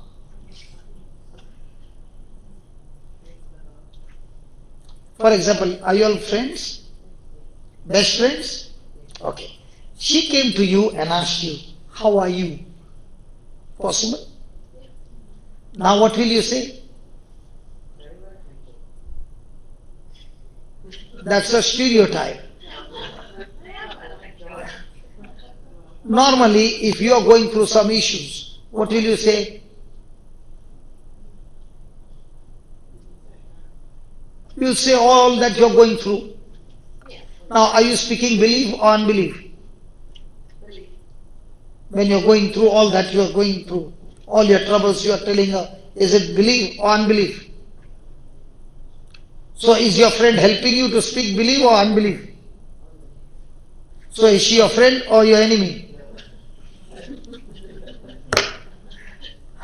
Praise God. Do you know which is the most dangerous question in Christian life? How are you? I saw so many people getting destroyed by that question. How are you? Hallelujah. Hallelujah. All this time is Jairus keeping his mouth shut. Because he kept his mouth shut and kept believing in grace, did he get his baby back again? Has anybody ever got angry? Anybody ever got angry? You also got angry? From the time you are sitting, you are only laughing. You get angry? When does a person get angry? Glennie, have you ever got angry? Husband is saying never. Yes, brother. But she is saying no. Husband is saying no. Got angry? When does a person get angry? When he is having belief or unbelief? So when you got unbelief, are you supposed to open your mouth and speak or keep your mouth shut? So most of the time, come here. So most of the time we have belief or unbelief. Do you need some healing, sister? Oh, from there you came so slow. When I asked you, do you need some healing, you came running. Oh, yeah. Yeah. Yeah. I got lost with this place. We went through 2 hours walking in the rain. What, can you? Go home. And we got lost coming here. 2 hours walking around the rain, and we closed the shop, and so we won't be able to stay. My sister's in the corner. They picked up like this, look. Oh my God. Okay, no, I'm going to take only 1 minute. What do you want me to pray for? Pray over us. You know, pray over. We say a prayer over me and my sister. For For everything. For peace and healing. what healing? Healing through the whole family tree. You know, healing for the whole family. Healing is some of them drug addicts in the family, some of the young generation. Okay, So I'd like you to pray over to them okay. when you're ready in feelings, because Yeah, I can't yeah. stay here with the cold. Okay, I understand. Praise God. Can you come this side, please? And what did you say about your hand? I have arthritis too, yes. You got arthritis? Yes, I have, yes. Okay. Close your eyes. Loving Father, I thank you that in spite of our clothes being wet and drenched, she has been sitting here to listen to your word. Oh Father, I thank you that you are touching her right now. Not only her whole family. Lord Jesus, the Bible says in Acts 16:31, believe in the Lord Jesus, you and your family and your household shall be saved. Lord, your word in Galatians 3:13 says that God made you to be a curse for our sake, so that every ancestral curse and every family curse is nailed on the cross when you were made a curse, so that we are no longer under curse, but we are under Abraham's blessings. Lord, as this sister is walking out of this place, let her magnify you, look at you on the cross, that you were made a curse, and every curse in a family, in our ancestors, in a family tree, is all taken by you into your own body, so that she, her whole family, her generations are set free from every curse. This is a gift from you, and let this sister magnify this promise, this mercy, this grace, this gift, and give you praise and glory, and experience complete freedom from every curse. Lord, I thank you, I praise you, as you have healed her of arthritis. Thank you, Lord, that you have healed her of every kind of fear of family tree. In Jesus' name, amen. Now you Praise can the move, Lord. there's no pain. No, that's lovely. That's lovely. Praise the Lord. Praise the Lord. So now you have any problem in the family tree? How do you mean? What do you mean by that? You just Oh, said, what I asked you for. Yeah. Please God, no, just that God's healing. He has Praise set the you Lord. free. Yes, exactly. How do you know? Because Jesus was Because made he a did. curse. Yes. So And when you look at Jesus on the He can't heal the cross, broken. He can't heal the broken. yeah, when you see Jesus on the I cross, always have been. you see him Suffering. that every family tree, your whole family tree, curse has gone into his body, and from his body is flowing Abraham's blessing. Let me show you before you go. So on the way, you keep thinking on that. Give me Galatians 3:13 and 14, so that you are set free completely. Set free, yes. And once you are set free, you believe one by one, every member of your family will change. Okay? Look at that. Christ has redeemed us from the curse of the law, being made a curse for us. So when you look at Jesus on the cross, did you ever see that, did you ever think that God had made Jesus to be a curse for us? He suffered for us. I know. He suffered for us, but the Bible says he was made a curse for us. For it is written, cursed is everyone that hangs on the tree. Then 14, so that the blessings of Abraham might come on the Gentiles through Jesus Christ, that we might receive the promise of the Spirit through faith. So now you take these two scriptures and talk to God, thanking him that every member of your family is blessed with Abraham's blessing, and every curse has been nailed on the cross, and each one has received the promise of the Holy Spirit through faith. God bless you. Thank you very much. God bless Okay, you. I'd God love to bless stay, you. but I can't. I'm so Yeah, I know that. May the Lord bless you. Thank Thank you. you very much. God bless. Thank you. Hallelujah. Hallelujah. Hallelujah. Hallelujah. According to this scripture, is your family under curse? You know what's a curse? A curse is something that is destructive. A curse is a power from the kingdom of darkness that empowers you to be destroyed, empowers to bring destruction in your life, empowers to bring poverty and suffering and sorrow and destruction. That's a curse. What's a blessing? Blessing is empowerment from the kingdom of God to bring forth supernatural goodness of God in your life. So the Bible says that God made, just put that, Galatians 3:13. God made Jesus to be what? Curse. So when you look at Jesus on the cross, my curse, your curse, family tree curse, generation curse has been put into his body, so that every curse from our family and our generation is sucked out and put it into Jesus' body.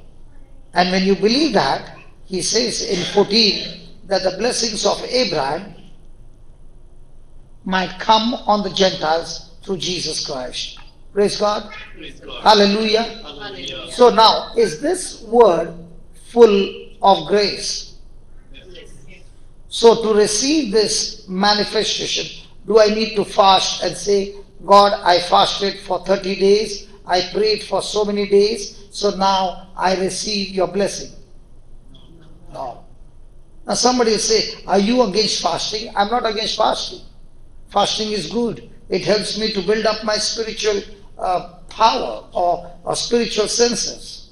But fasting does not qualify me to receive his gift. I cannot receive God's gift by my works. I receive God's gift by believing in his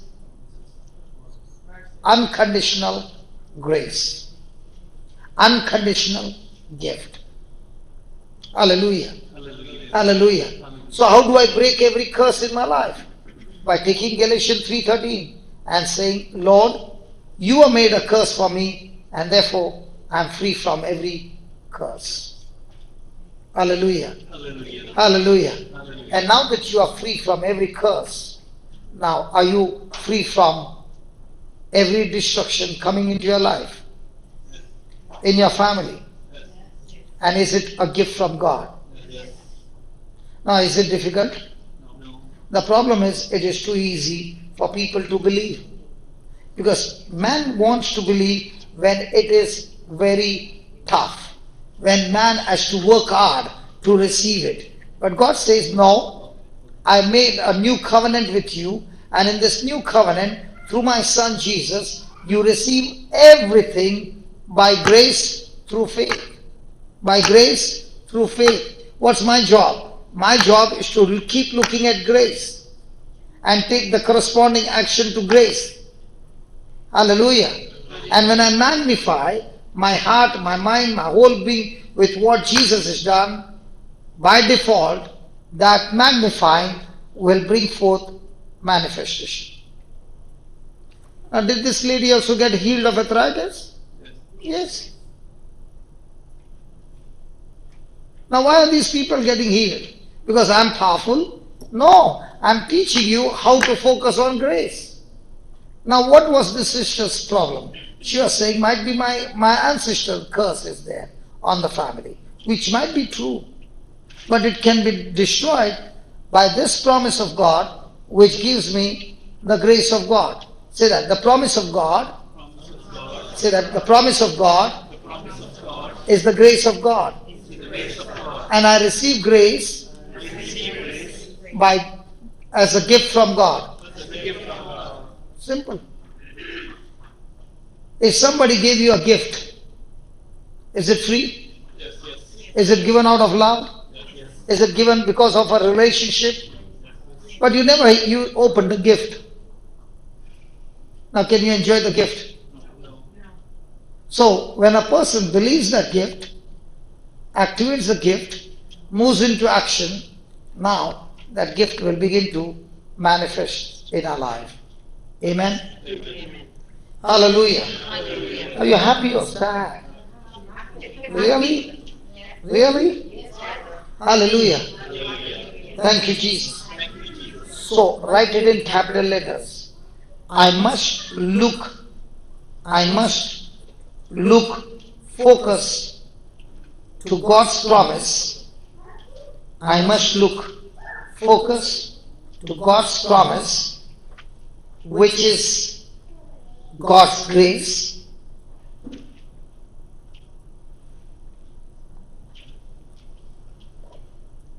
Then God sees my faith. Then God sees my faith.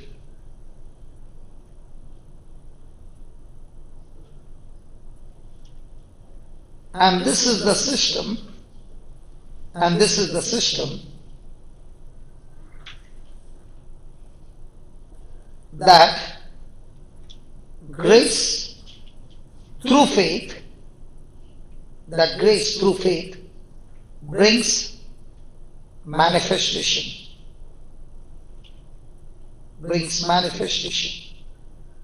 And God's promise becomes sure in my life. Becomes sure in my life.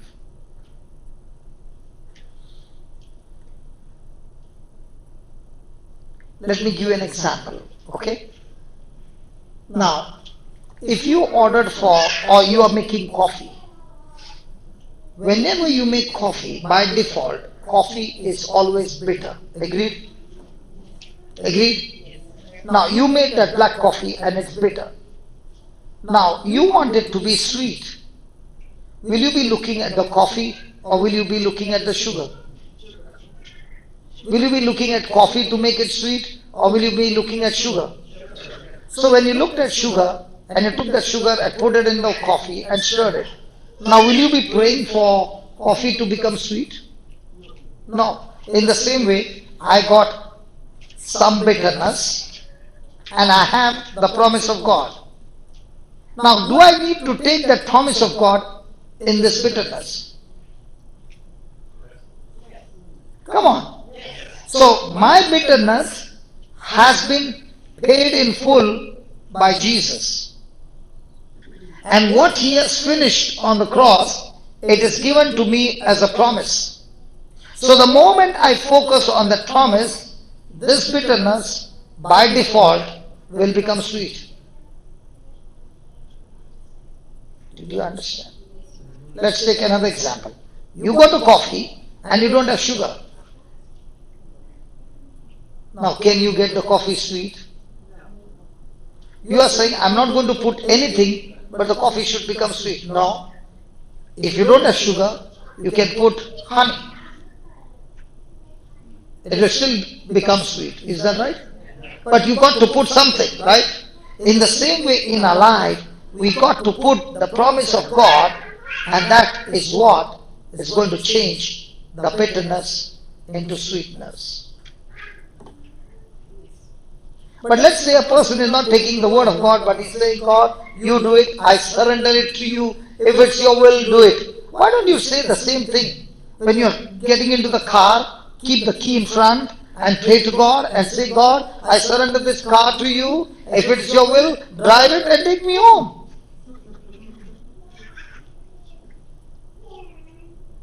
Will you do that? I'm sorry. Isn't it funny? Which place is this? No, but Dublin? How come yesterday Dublin people was different and they were smiling and all that? Today everybody's serious. Oh, it is like that? The people on this side are all serious people? Some of them were yesterday, but they are also become serious. It's become contagious. Hallelujah. Hallelujah. That also sounds not correct. Hallelujah. Thank you, Jesus. Thank you, Jesus. Okay. Praise God. Is it interesting? So before you go and pray something, do you need grace? That is why the white book that we distribute, is it a prayer book or is it a book full of grace? Why is it full of grace? Because you don't find any prayer over there. You find only scriptures there. Hey, are you listening? So now let's say a person has got some demonic problems. Okay? And you picked up the white book and you came to that headline, worry and fear. What's the first line? Thank you, Jesus. So everybody took the book and kept kissing. See, if you take that book and kiss, I promise you, you will never get anything. How does it look? How does it look? How does it look? You went to the doctor and the doctor gave you medicine, and you take the medicine, kept it in your pocket, and every time removed and kissed it. Do you kiss the medicine or do you take the medicine? So the word of God has to be kissed or taken. So let's say you took the first line. I am the body of Christ. Satan, sickness, disease, sin, you have no power, no place in me. Now you took that first line. And now you are meditating and magnifying that line. You don't even have to bother about deliverance. That word, if you keep on magnifying, one by one, Satan's grip over you begins to get loosened and the shackles start breaking and the person gets healed. You don't need to go to the preacher and say, hey preacher, I need some deliverance. Can you put your hand on my head and deliver me? No, you don't need to do that. You need to take that word will deliver you. Because that word is Jesus. The word was made flesh. So that word is who? Jesus. And when you take his word is full of action, full of life, full of power, full of energy, full of effect, and it has the power to operate you. Praise God. Okay, let's go to Isaiah 55 verse 11.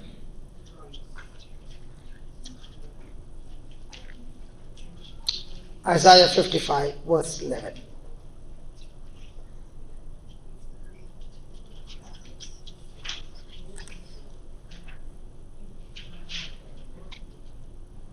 Ready? Let's read it. So shall my word be that goes forth from my mouth. It shall not return to me void, but it shall accomplish what I please, and it shall, and it shall, and it shall, hello, it shall prosper in what? In the thing for which I sent it. Now, is he saying the word that goes out from my mouth shall not return to me void?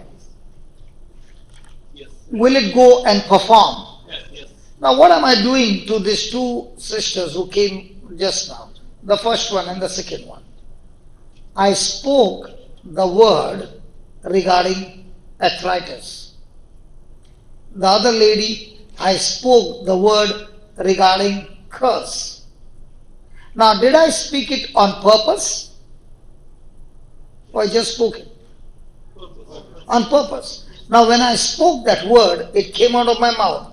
But is it my word or still God's word? So when I spoke that written word out of my mouth, did it become the word that came out of God's mouth? Because I'm believing. Now, once that word has come out, will that word go and perform it? Yes. Did it perform it?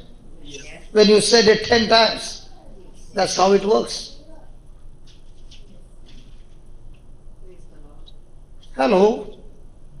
Let's read that again. So shall my word be that comes forth from my mouth, it shall not return to me void. What shall not return to him void? The word. So now the written word, you took it in your heart, spoke it out of your mouth. Now, will that word move into action? Yes. So if you want some action in your life, what do you need to do? Get the written word, plant it in your heart, believe it in your mouth, speak it out with confidence. That word is on its way for action. Once we had a retreat in a particular place in South India, and this retreat was only for couples who have no children. Okay, it was there for 3 days. And in that retreat, we were talking about different promises of God for couples to have children. Now, we began to speak those words, and the couples who were there, they began to understand the truth. Now, did we put that word into action? Yes. Within a few weeks and within a few months, we saw so many couples who could not bear children began to get pregnant and bring forth children into this world. Why? Because you took his word and spoke it out of your mouth. So if I am speaking a word on healing and the person on the other side is listening, and now that person not only heard the word, he began to magnify that word. What happened? That word is carrying the grace of God. That person has received the word just like Mother Mary received the word from Angel Gabriel, and she said, I am the handmaid of the Lord, be done unto me according to your word. So I spoke the word, and the person on the other side is saying, Lord, I am your servant, and let it be done into my life according to the word. And if I spoke the word on healing, and the person is saying, Lord, I received this word, and I agree to this word, and I thank you, Lord, now that word will begin to perform in that person's life and not come back empty.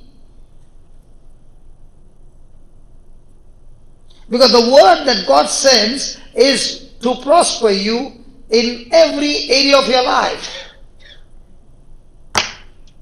Hallelujah. Hallelujah. So what are you doing with that small book?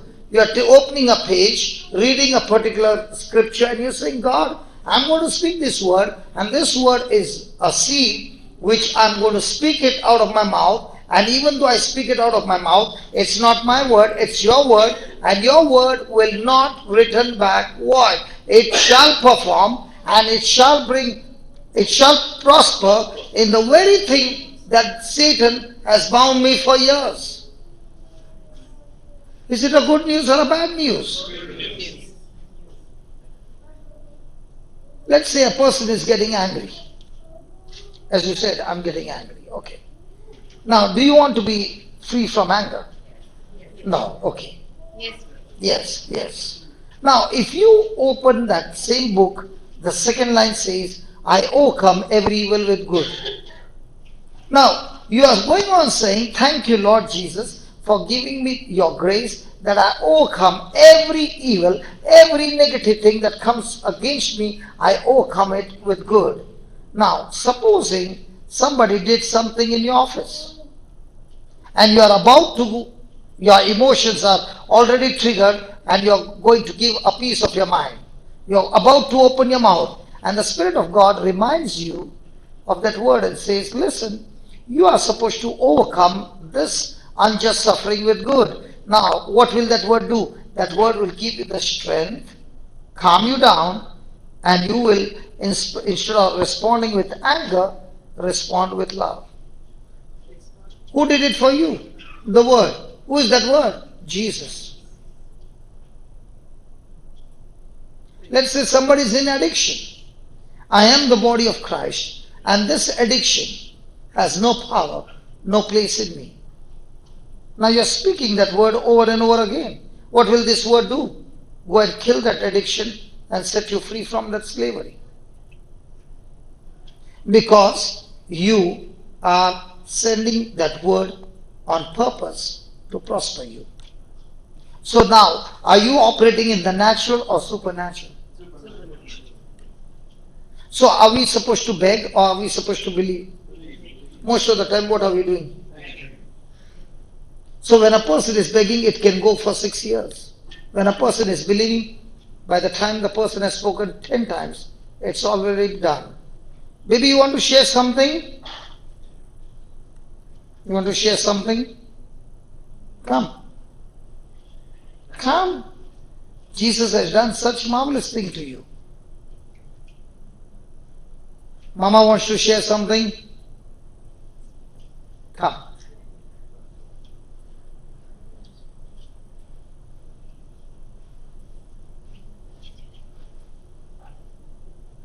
Oh, she walks with her mama. She doesn't want to come alone. Yeah, you can come here.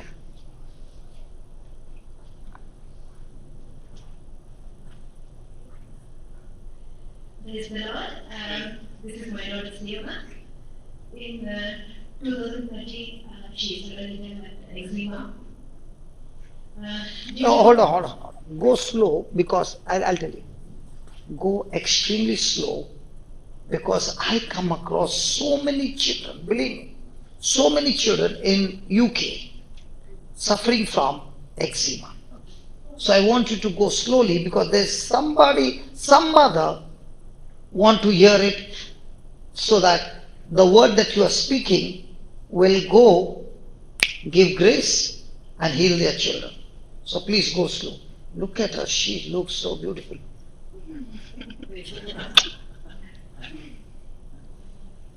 Yeah, come this side, Baba. Yeah.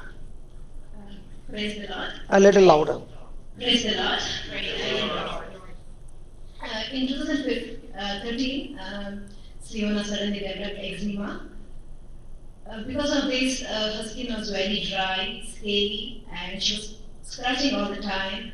And even in the night, like she's scratching, like she wasn't sleeping at all. And we went to the doctor, and they prescribed lots of creams, lotions, like Aspen Space, Aqueous, and emulsifying cream, and daily baths. And even I was like looking into Google and checking what else I can do. So And you are a nurse by profession. Yes. Good. So you went to the Google.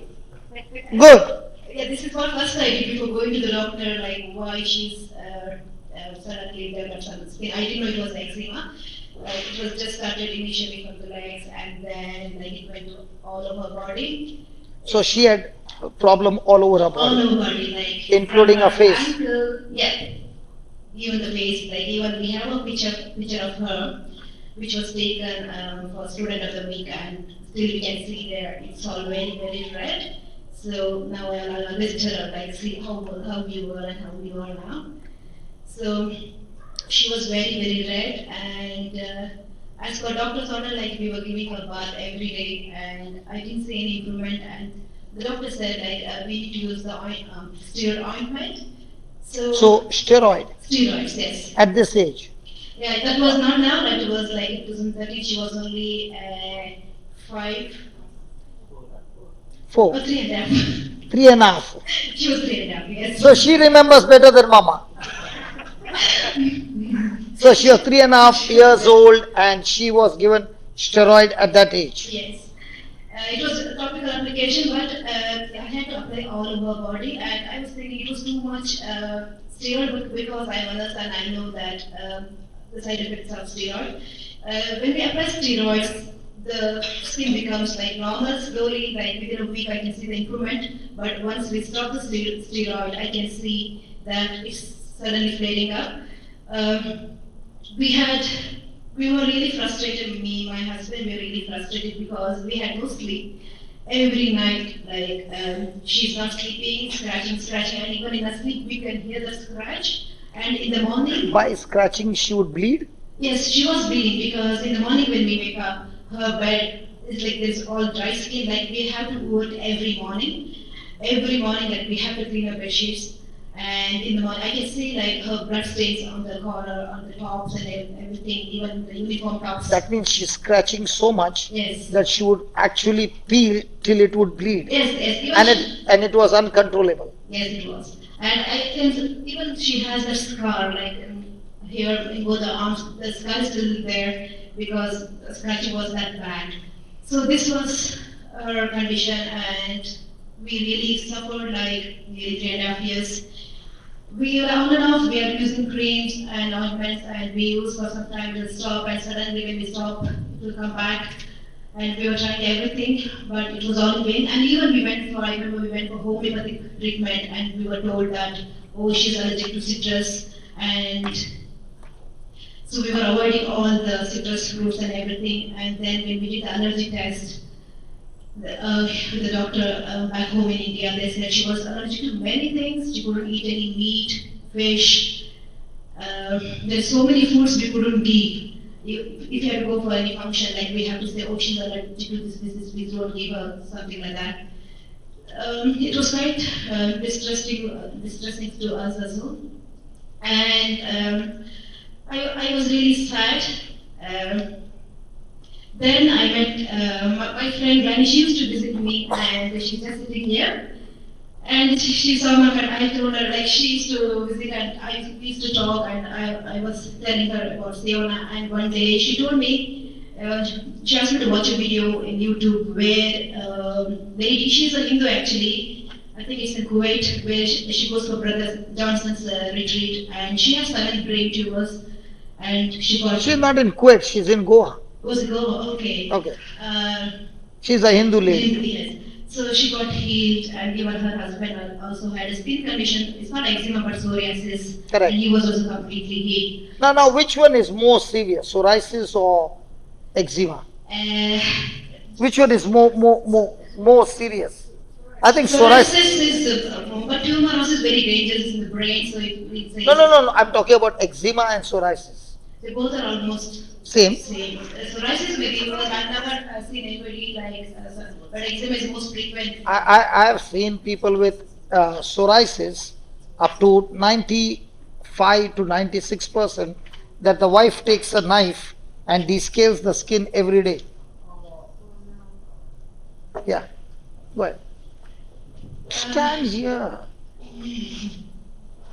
So I used to watch all Brother Johnson's video on the YouTube, on the healings and everything. Every time when I'm cooking, this is my job. Just I'll turn on my phone and just listen to his preaching and healings. And later in 2016, Brother Johnson came to our house. To your house. Yes. That was the first time he came to Ireland, and on the first day he came to our house, and there was a prayer service. And actually, when he entered, he saw Siona. Her neck, the skin was broken, and there was still blood-stained marks. And as soon as he came, he sat over and he just started explaining about Naaman. It's from the Old Testament. It's 2 Kings chapter 5, where Naaman, commander of the army, had leprosy, and Prophet Elijah tells him to go to the river Jordan and dip himself 7 times, and Naaman gets a clean skin like a baby skin. So, and Brother Johnson told me, he explained to me the passage, and he told me whenever you give bath to Siona, just pray over the water and give bath. So as I started this, I could see the results. And You missed it. You missed it. You missed it. Okay. I told you that when you give a bath, you can see with your eyes it is water. But you believe that this is not water, but this is the blood of Jesus. Yeah. Okay. That's very important. And when you are giving bath, it's not the water, but the blood of Jesus on the baby's skin. And Bible says that we overcome Satan by the blood of the Lamb and by the word of our testimony. Yeah. Yes, every day when we are doing bath, I was praying over the water and saying, Jesus, I believe this is not just water, but this is your blood. And as I wash her with her, I believe your precious blood is cleansing her. So this, we started praying this, and there was a white book, and we picked up few scriptures relating to her condition. She wasn't sleeping, so we picked up few scriptures from that book. We wrote it on the wall, and in the morning and in the evening, Siona used to say, all of us used to say those scriptures.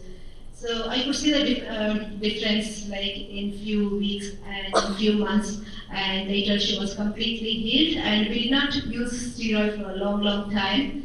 Before, like we had to use from her toe up to, I didn't use for the face, but up to the neck, definitely I used the steroid, because doctor said, this is the treatment you have to use, there is no cure for eczema.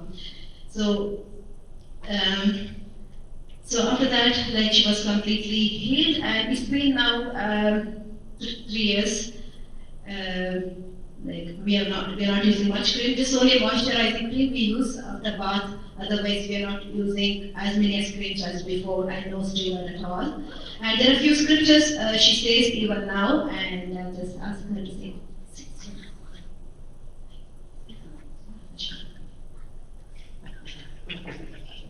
Okay, you say.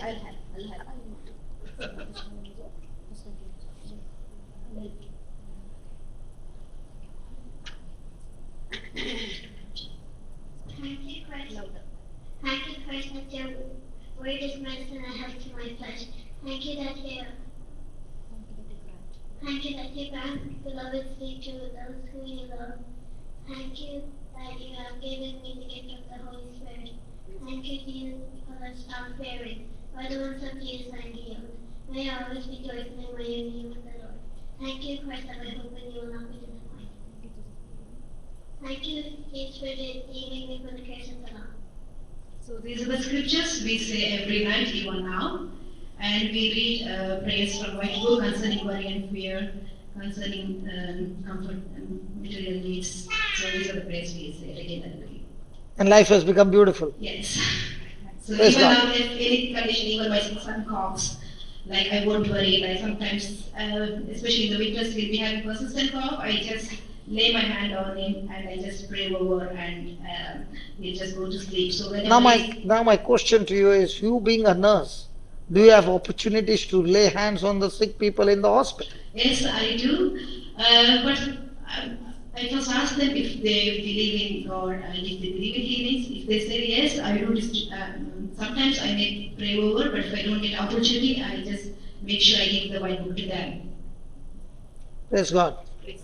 Isn't she looking beautiful? Yes.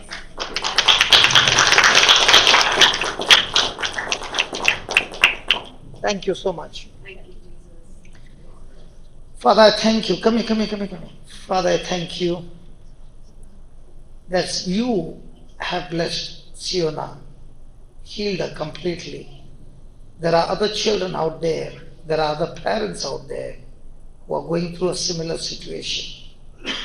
Right now, the same anointing that healed this baby, I release that same anointing on that person who is watching right now, the person who is listening right now. My friend, the same anointing that heals Siona, God sent His word and healed and delivered His people. The word that goes out of His mouth does not return void. It accomplishes the purpose for which it has been sent forth.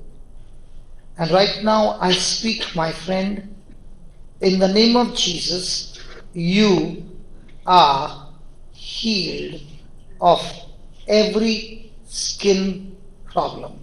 In Jesus' name. As Siona has received a new skin, I speak to you, my friend, the word of God has healed you and restored new skin in your body in Jesus' name. Father, we believe, we have spoken it, and we have received it in Jesus' name. Amen. Come on, let's give the Lord a big hand. Hallelujah. Roshan, come.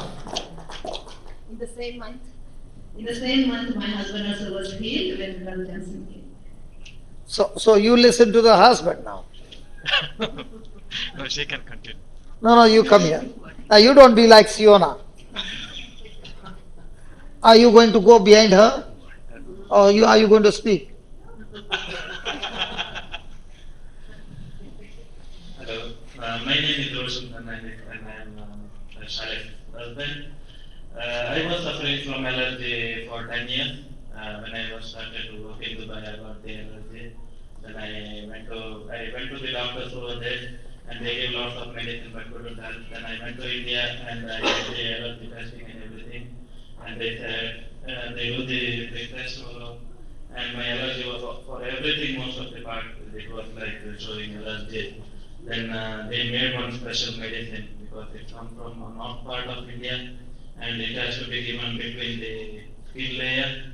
Then meanwhile I got the job in Africa, then I went to the Africa with that medicine and I had that one, but it wasn't healing.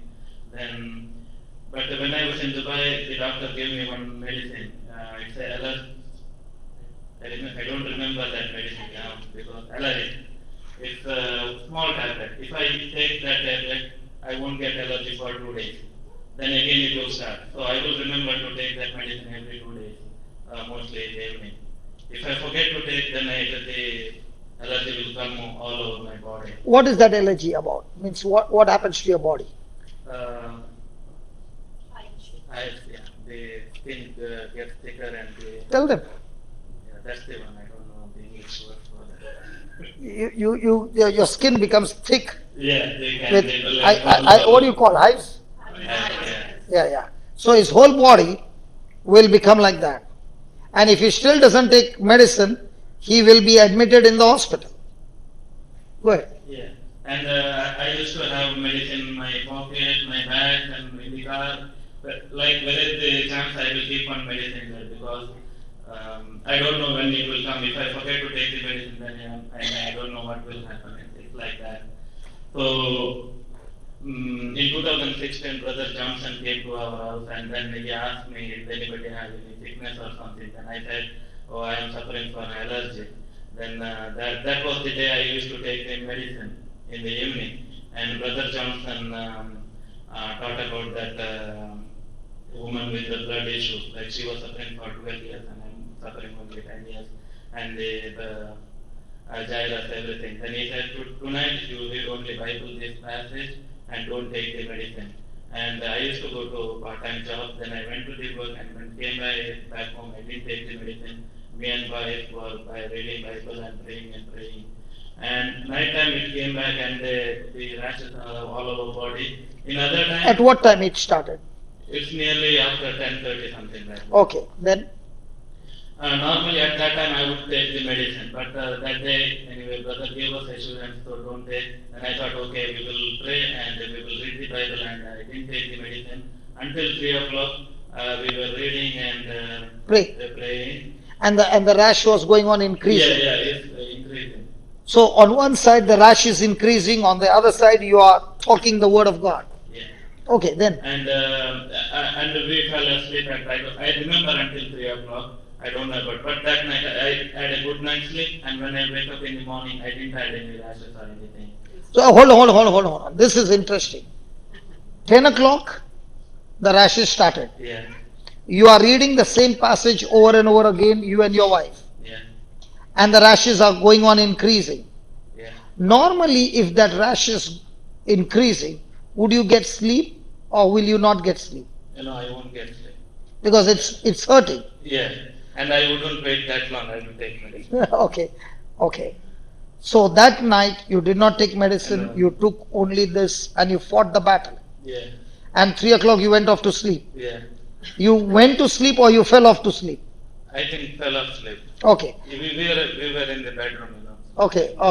And both of you were praying. Yeah. When you got up in the morning, the first thing, what did you do?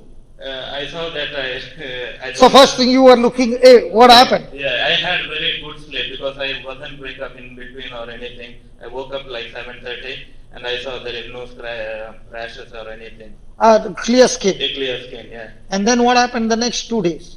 Then once it was coming and going, next day we have a prayer meeting in Vijay's house and Kalama church, and I went there and told brother like this happened, and he said, okay, you prayed over me that night, and normally if I go to somebody's house, I will get more Allergy. because Your house is not clean. yeah, we clean our house so every day we have to put the vacuum cleaner because Dust. yeah. Like me, I'm So that means the wife was fed to keep the house clean. no, I'm clean. You had to clean it. Okay. That time it was coming, little bit came up, and Again you arrested it. and we used to pray and read the Bible, Now Okay. after that it went away. Now it's nearly 3 years, and I don't have any medicine or anything. Now you forgot the name of the medicine. Whenever we go to India, I will make sure buy lots of medicine for 2 years. And if somebody is coming from India, I always buy the medicine. And now nothing. No, we don't buy anything. So now your medicine is the word of God. Word of God. Praise God. Thank you. Jesus. And now my question to you, did it help you? Yes. Did he have to fight the battle? Yes. Yes. On that night, did he fight? Yes. From 10 o'clock to 3 o'clock, 5 hours fighting. Did God put him to supernatural sleep? Yes. Did God fix him up? Yes. Now God takes him out of his house to somebody else's house. Okay? And there the allergy begins. Now does he operate the same system? Yes. Please understand, it will not go in one shot. You have to keep fighting the battle. Hallelujah. And in all this, you have to depend on grace. So can you write down what we just learned? Is it going to help you? Hello? You know, once you understand the system, you not only become a champion, you will go around teaching others simple system called grace and faith and heal people in no time. Change people's life in no time. Your life becomes a blessing to others. So write down Isaiah 55:11. Write down. In the early church, write down. In the early church, when the word of God was preached, in the early church, when the word of God was preached, there were miracles. There were miracles of salvation. There were miracles of salvation healings, and other signs and wonders, and other signs and wonders. The demon possessed was set free. The demon possessed was set free. Possessed were set free. The paralyzed jumped up and walked. The paralyzed jumped up and walked. People received their loved ones. People received their loved ones back from dead.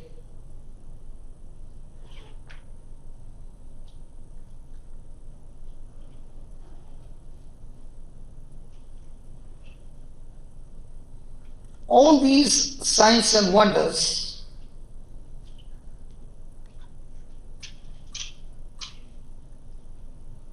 began to manifest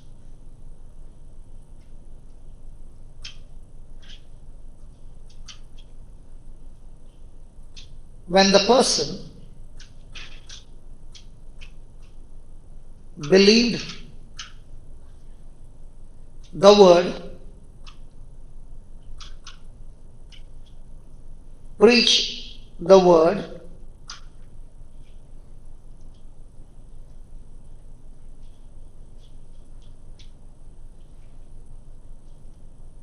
from his heart,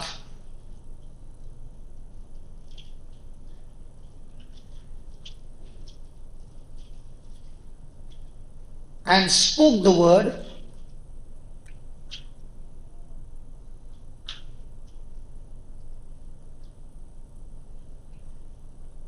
the word of God goes forth, the word of God goes forth,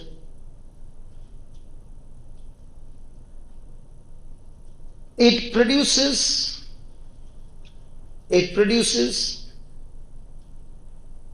the very effect,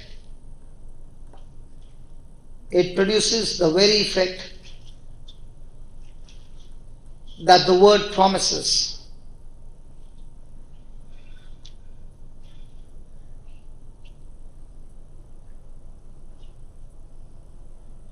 So if the word on healing goes forth,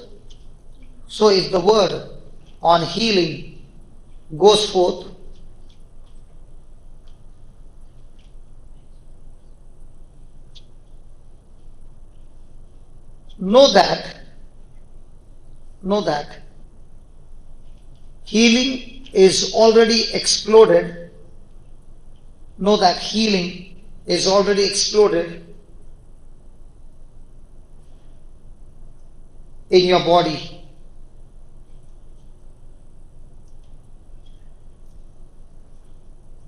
Your miracle has already happened.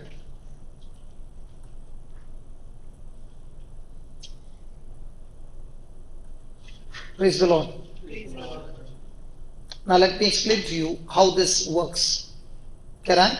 Yes. Let's go to Romans chapter 10, verse 13. Do you remember in the early church, the simple fishermen? You remember? The simple fishermen preached the gospel. And there were signs and wonders. Were they highly educated? No. Did they know the scriptures very well? No. But did they believe in Jesus? Did they have a relationship with Jesus? Yes. Did they take every word of Jesus? Yes. Did they preach the very words of Jesus? Yes. Yes. Did Jesus back them up with signs and wonders? Yes. The same thing happens even today. Now listen to this. Romans 10 verse 13. Please read that. Whosoever shall call upon the name of the Lord shall be saved. Now, the Bible says, whosoever shall call on the name of the Lord Jesus shall be saved, means that word saved includes shall be healed, shall be delivered, shall be protected, shall be prosperous, shall be successful, shall experience the goodness of God. The whole package shall experience eternal life, shall be adopted in the family of God. Now, when does that happen? The Bible says when the person calls on the name of the Lord Jesus. Now, for that person to call the name of the Lord Jesus, look at what the next line says. How shall they call on him? Hey, how shall they call on him in whom they have not? So is there a condition that when a person believes and calls on the name of the Lord Jesus, the person will receive the whole package of salvation? Praise God. Now, do you see that word believe? So everything in the kingdom of God gets activated by believing. So Jesus has finished his work. Now whatever he has finished, I can receive the benefits of what he has received, what he has finished on the cross, by my believing. Now he says, how will they believe? And how shall they believe in him whom they have not heard? And how shall they hear without a... So what's the job of a preacher?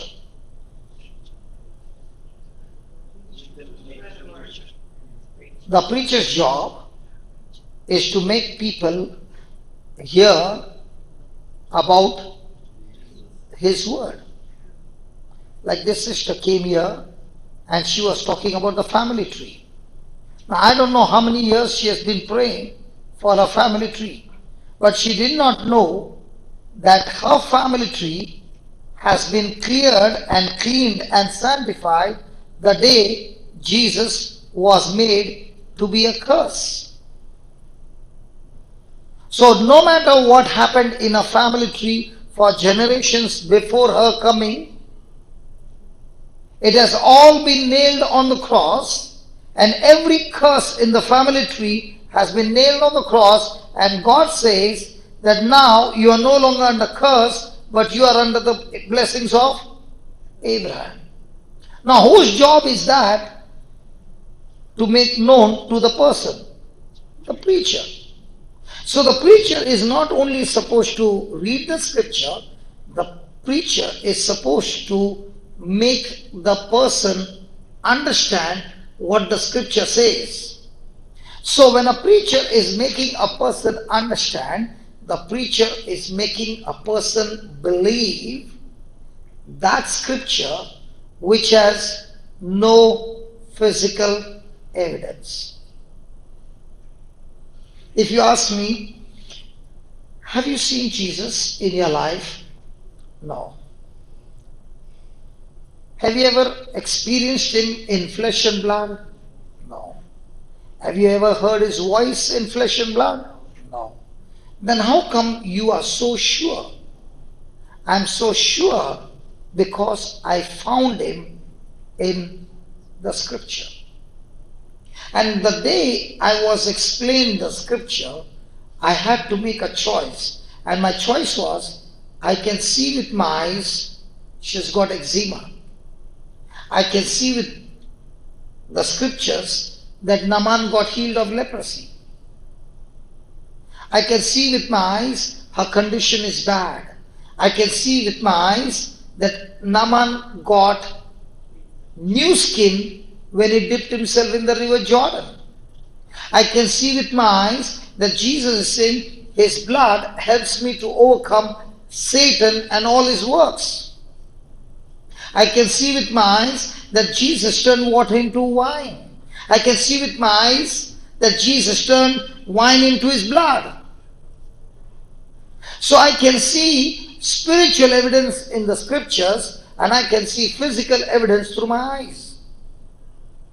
And now I have to make a choice. Do I believe these eyes, or do I believe the spiritual eyes that talk to me, the scripture? The day I change my thinking to believe in the spiritual eyes that speaks to me spiritual evidence and rely on that spiritual evidence, my life got changed. And when I found this truth, now what am I doing every day? I am teaching people to shift from the physical eyes to spiritual eyes. The moment the person changes, now for example, you came with a skin problem. Now we finished a prayer and you look at your skin, it's still the same. So the thought says, he made a prayer, but nothing happened. My skin shows the same evidence. Now what are you saying? I can see with my eyes, the evidence is the same, but I can see with my spiritual eyes. He said that he gave me a brand new skin. Now, when you are magnifying the promise that he gave you the brand new skin, you refuse to look at this skin. And when you do that, that's what the mother said. When I used steroid, the skin began to get healthy. The moment I stopped, again that allergy worked. The steroid has got a bad effect. Now she used a spiritual steroid called the Word of God, which has no bad effect. And when she began to apply it every day, within weeks she could see the change. Within months she could see the change. And now she can see the skin is absolutely new. Now she doesn't need any physical steroids. She has got spiritual steroids which she takes every day, because now she has begun to learn, I do not believe in the physical, I believe in the spiritual. Whose job is that? That's the job of a preacher. If a preacher is preaching the word and he cannot make people believe from physical to spiritual, he has failed miserably. Yes. Do you think, by the grace of God, my wife could be cured? Of what? She has a cancer. That's all. I've seen hundreds of people being killed of cancer, cancer being killed from people's life. Now, when you said, can my wife be killed from cancer? My question to you is, which one would be more powerful? Your wife being killed of cancer, or Lazarus' body, which is decayed for 4 days, and Jesus speaks a word, and that word brings Lazarus back to life? Which one is more severe, brother?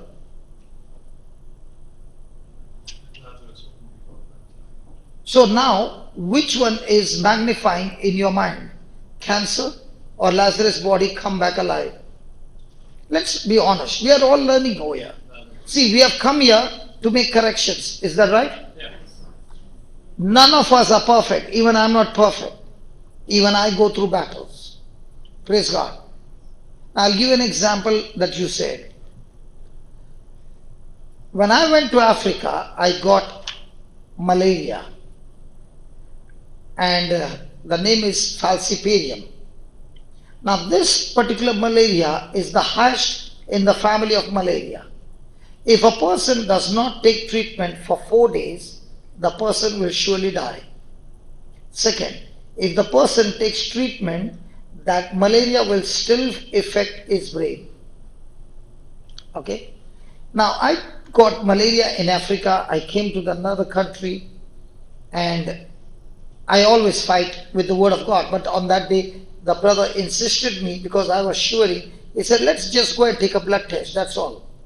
So we went for a blood test, and they found that I got malaria, and that to falciparum. So they said, you are now carrying contagious disease called malaria, and it gets spread to another person. So you will be grounded for 25 days till it is completely killed in your body. So I said to the doctor, I have to go on the third day to another country to preach the gospel. And she said, young man, you are not understanding. I'm talking about life and death, and you are talking about going out. No way you can go out. I said, let's make a deal. After 2 days, you can take my blood test. You will find no malaria. Then, will you allow me to go? She smiled and she said, okay. Now, 2 days, what was I doing? I was in the hospital. They were giving me medicine. What do you think I was doing for 2 days on the bed? Praying, right?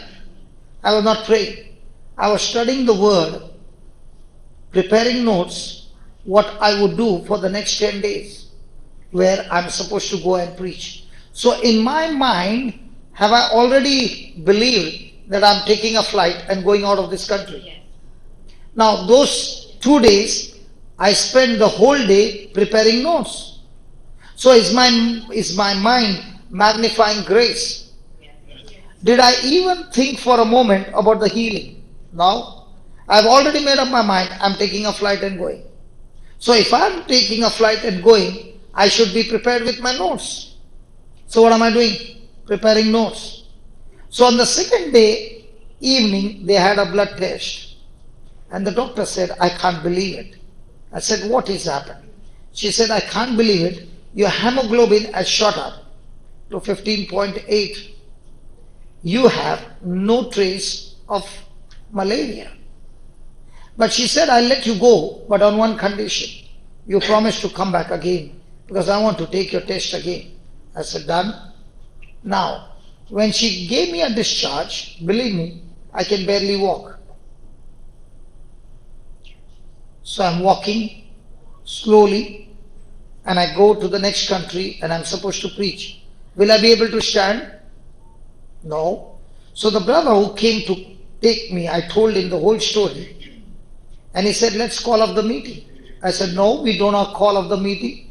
If I am preaching the word of God the whole day, my mind is full of word of God. So my mind is full of grace.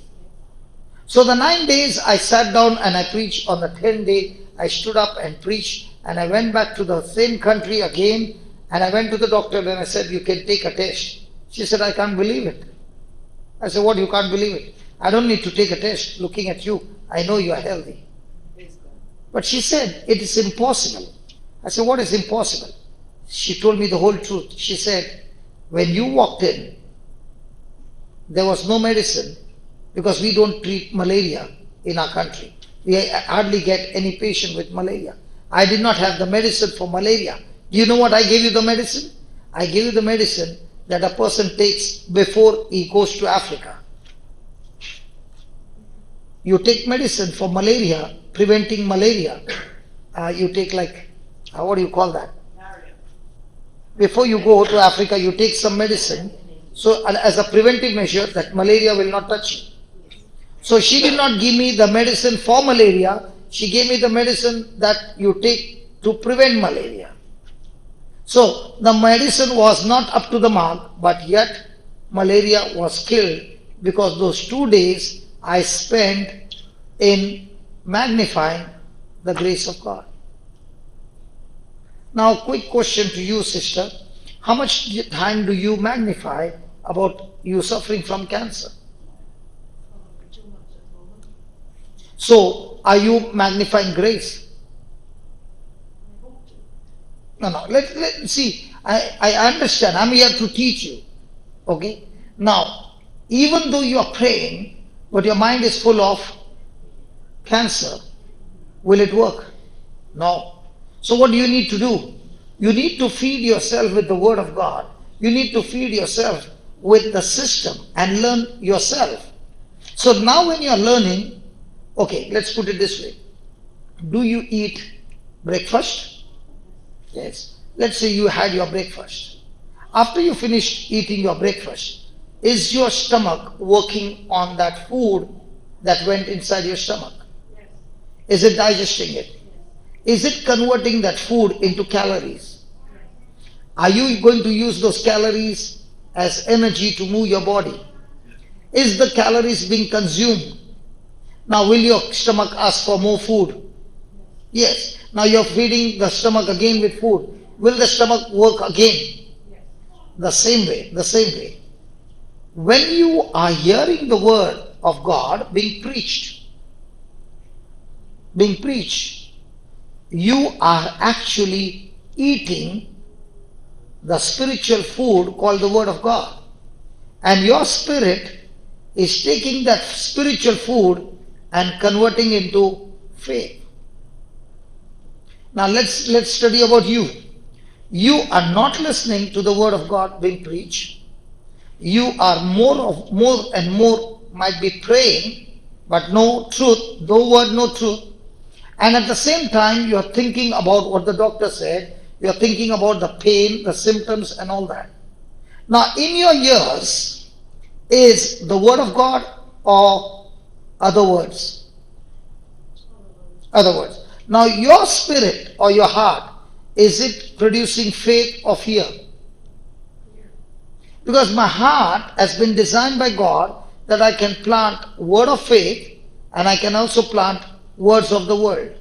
This heart will not discriminate. Whatever you put, it will convert it into that power. So if I put word of God, it will convert into faith. If I put the words of the world or the doctor's report or the Google search like my sister did, Charlotte did, then you are producing a power called fear.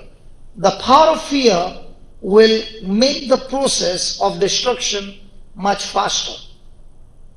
If a person is having XYZ sickness and he goes to Google and he begins to study about that sickness, if that sickness was supposed to progress in 10 months, if he's studying about that sickness, now he finds that progress is not 10 months, that progress has become 5 months. It has become faster. But the same person is going to Google and searching for scriptures and studying about different testimonies. What was going to happen in 10 months, now it has been pushed and it has gone for 10 years. Are you following? So, have you sent God's word out of your mouth? Not yet. But does God's word have power to kill cancer? Yes. But have you sent it? It's like you have not put sugar, but you have been putting salt, and now you are asking, for the last 1 month I've been praying to God, and my coffee, instead of becoming sweet, has become salty. Can you tell me, can my coffee become sweet? Yes. 1. Stop putting salt, start putting sugar. Stop studying about cancer and start studying the word of God that kills cancer. Now the process is working in your favor. Is that right? Because everything has got a system.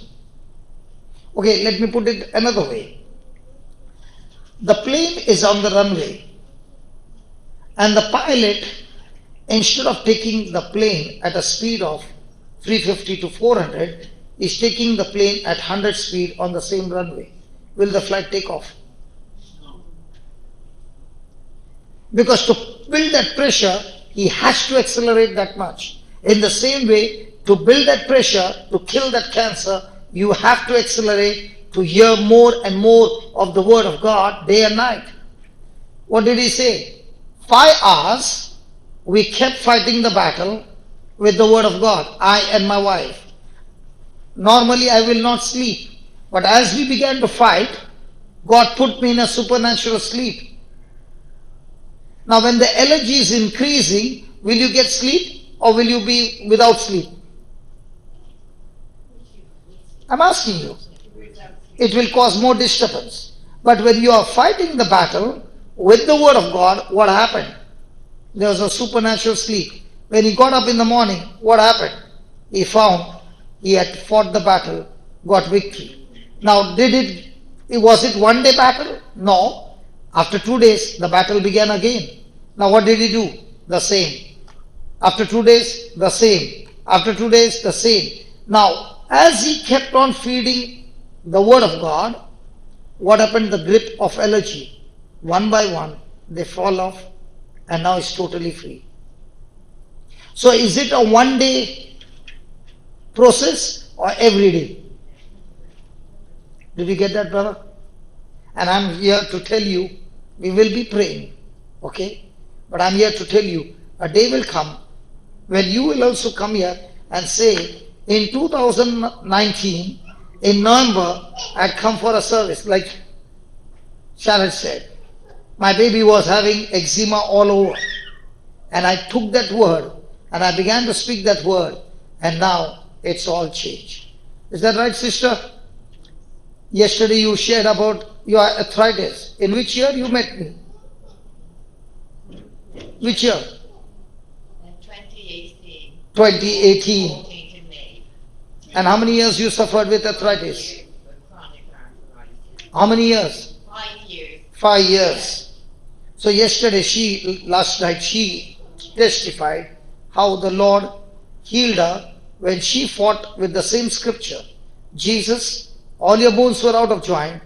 By that pain, my bones are completely healed. Joints are completely healed. They are lubricated, and I'm set free. Now, the day we made that prayer, she did not get complete, but the miracle had started.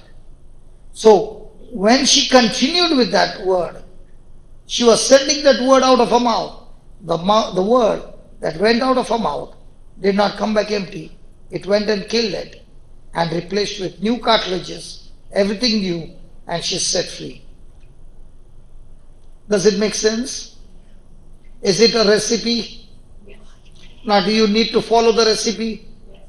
What if you say, I won't put some of the ingredients? Will the cake be the same?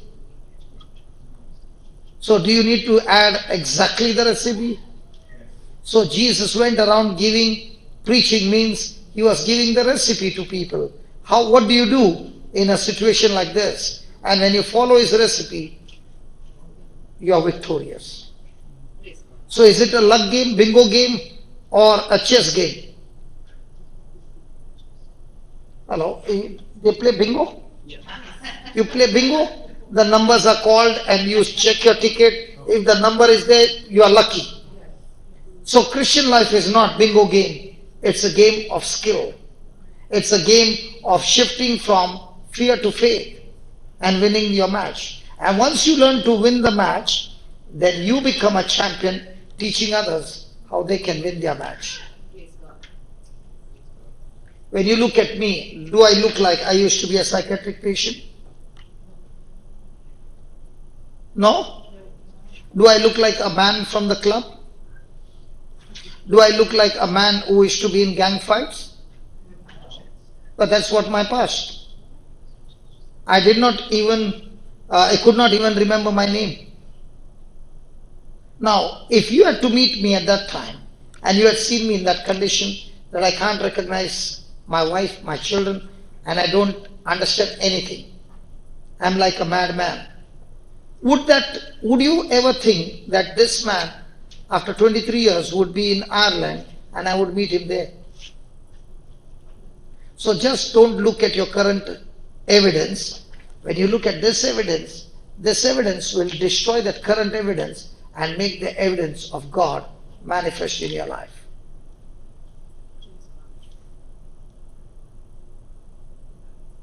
So is it about prayer or is it about the truth?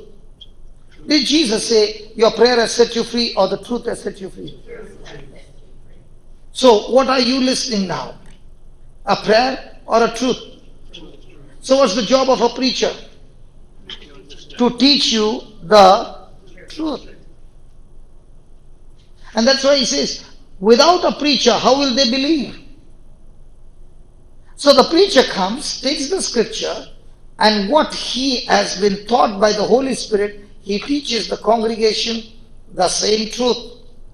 And now, when the people have heard the truth, do you think everybody will get healed? No. Only those who heard it and put it into practice will come back with victory.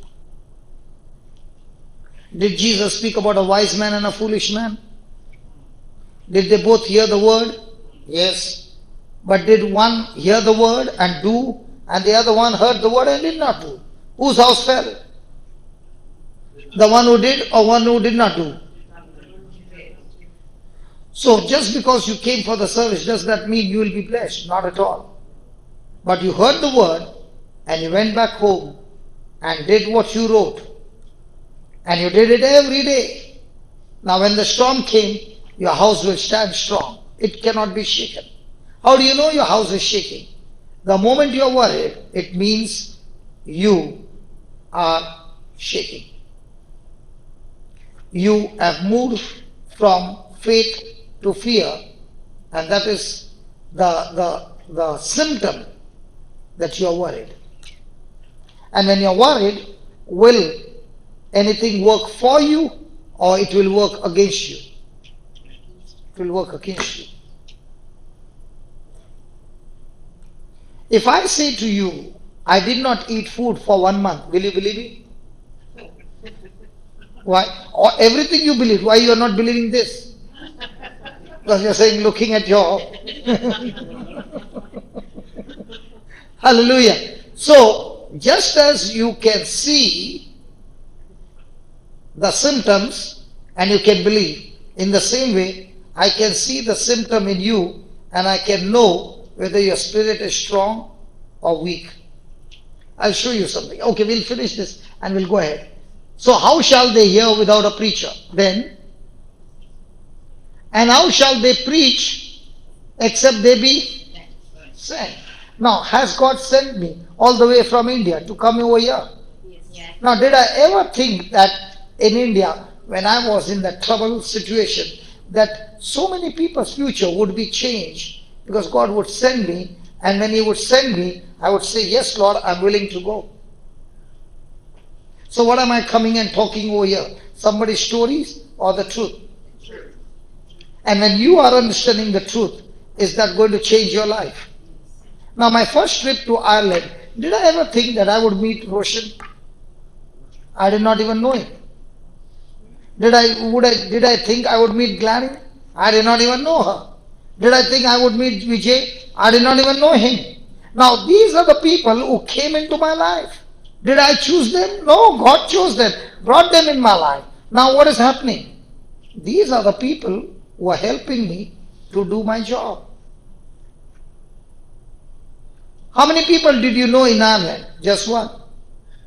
Brother Amal. Just one. Just one person. Now with that one person, what did I do? And that one person, how do I know him? Is he my relative? No. He came for one of the services. His father brought him. Because he needed a disc operation. So he had come to India and his father brought him and said, my son needs an operation surgery. So I told him, sit down, let him listen to the word of God. I will call him. So he came at 9 o'clock and I called him at 3 o'clock. Would a person want to sit from 9 o'clock to 3 o'clock? He'll say, this man it seems like he has forgotten me, let me go home. But he sat down there and you can watch him on the video. Brother Amal getting healed is there on the video. You type gift of tongues, Nagarkoil. On one of the part he's there. So I call him, and to heal him, there's another doctor who had a similar situation. So I called her and I said, the same power that healed you, that same power flows into him and will heal him. Praise God. And Brother Amal got healed on that day. Now did I think that this man who has come, whom I've kept him waiting from 9 to 3, will take me to Ireland?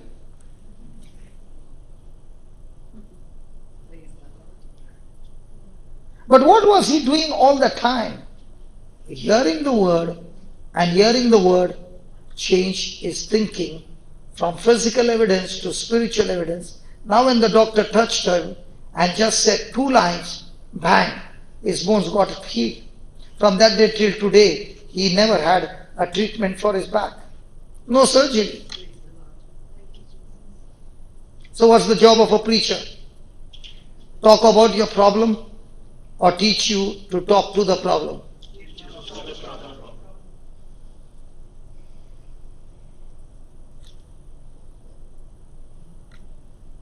Yes. Sorry? She wants healing. So What healing? Healing spiritually, Healing spiritual? Yeah. anxiety. anxiety. Anxiety. Okay, I'm going to teach you. Yeah, Oh. depression. Okay. We'll just write down and then I'll teach you. Everybody is going? Is it a break? Drink of water. Or you want a break? Somebody else over there is not. Okay, just we'll take Just it. to take 10 Yeah. minutes. 10 minutes. We'll take a 10 minutes break and we'll come back and we'll kill that cancer. Okay? We'll kill that cancer, we'll kill that depression when we come back. Father, we thank you, we praise you, Lord, as we listen to your word.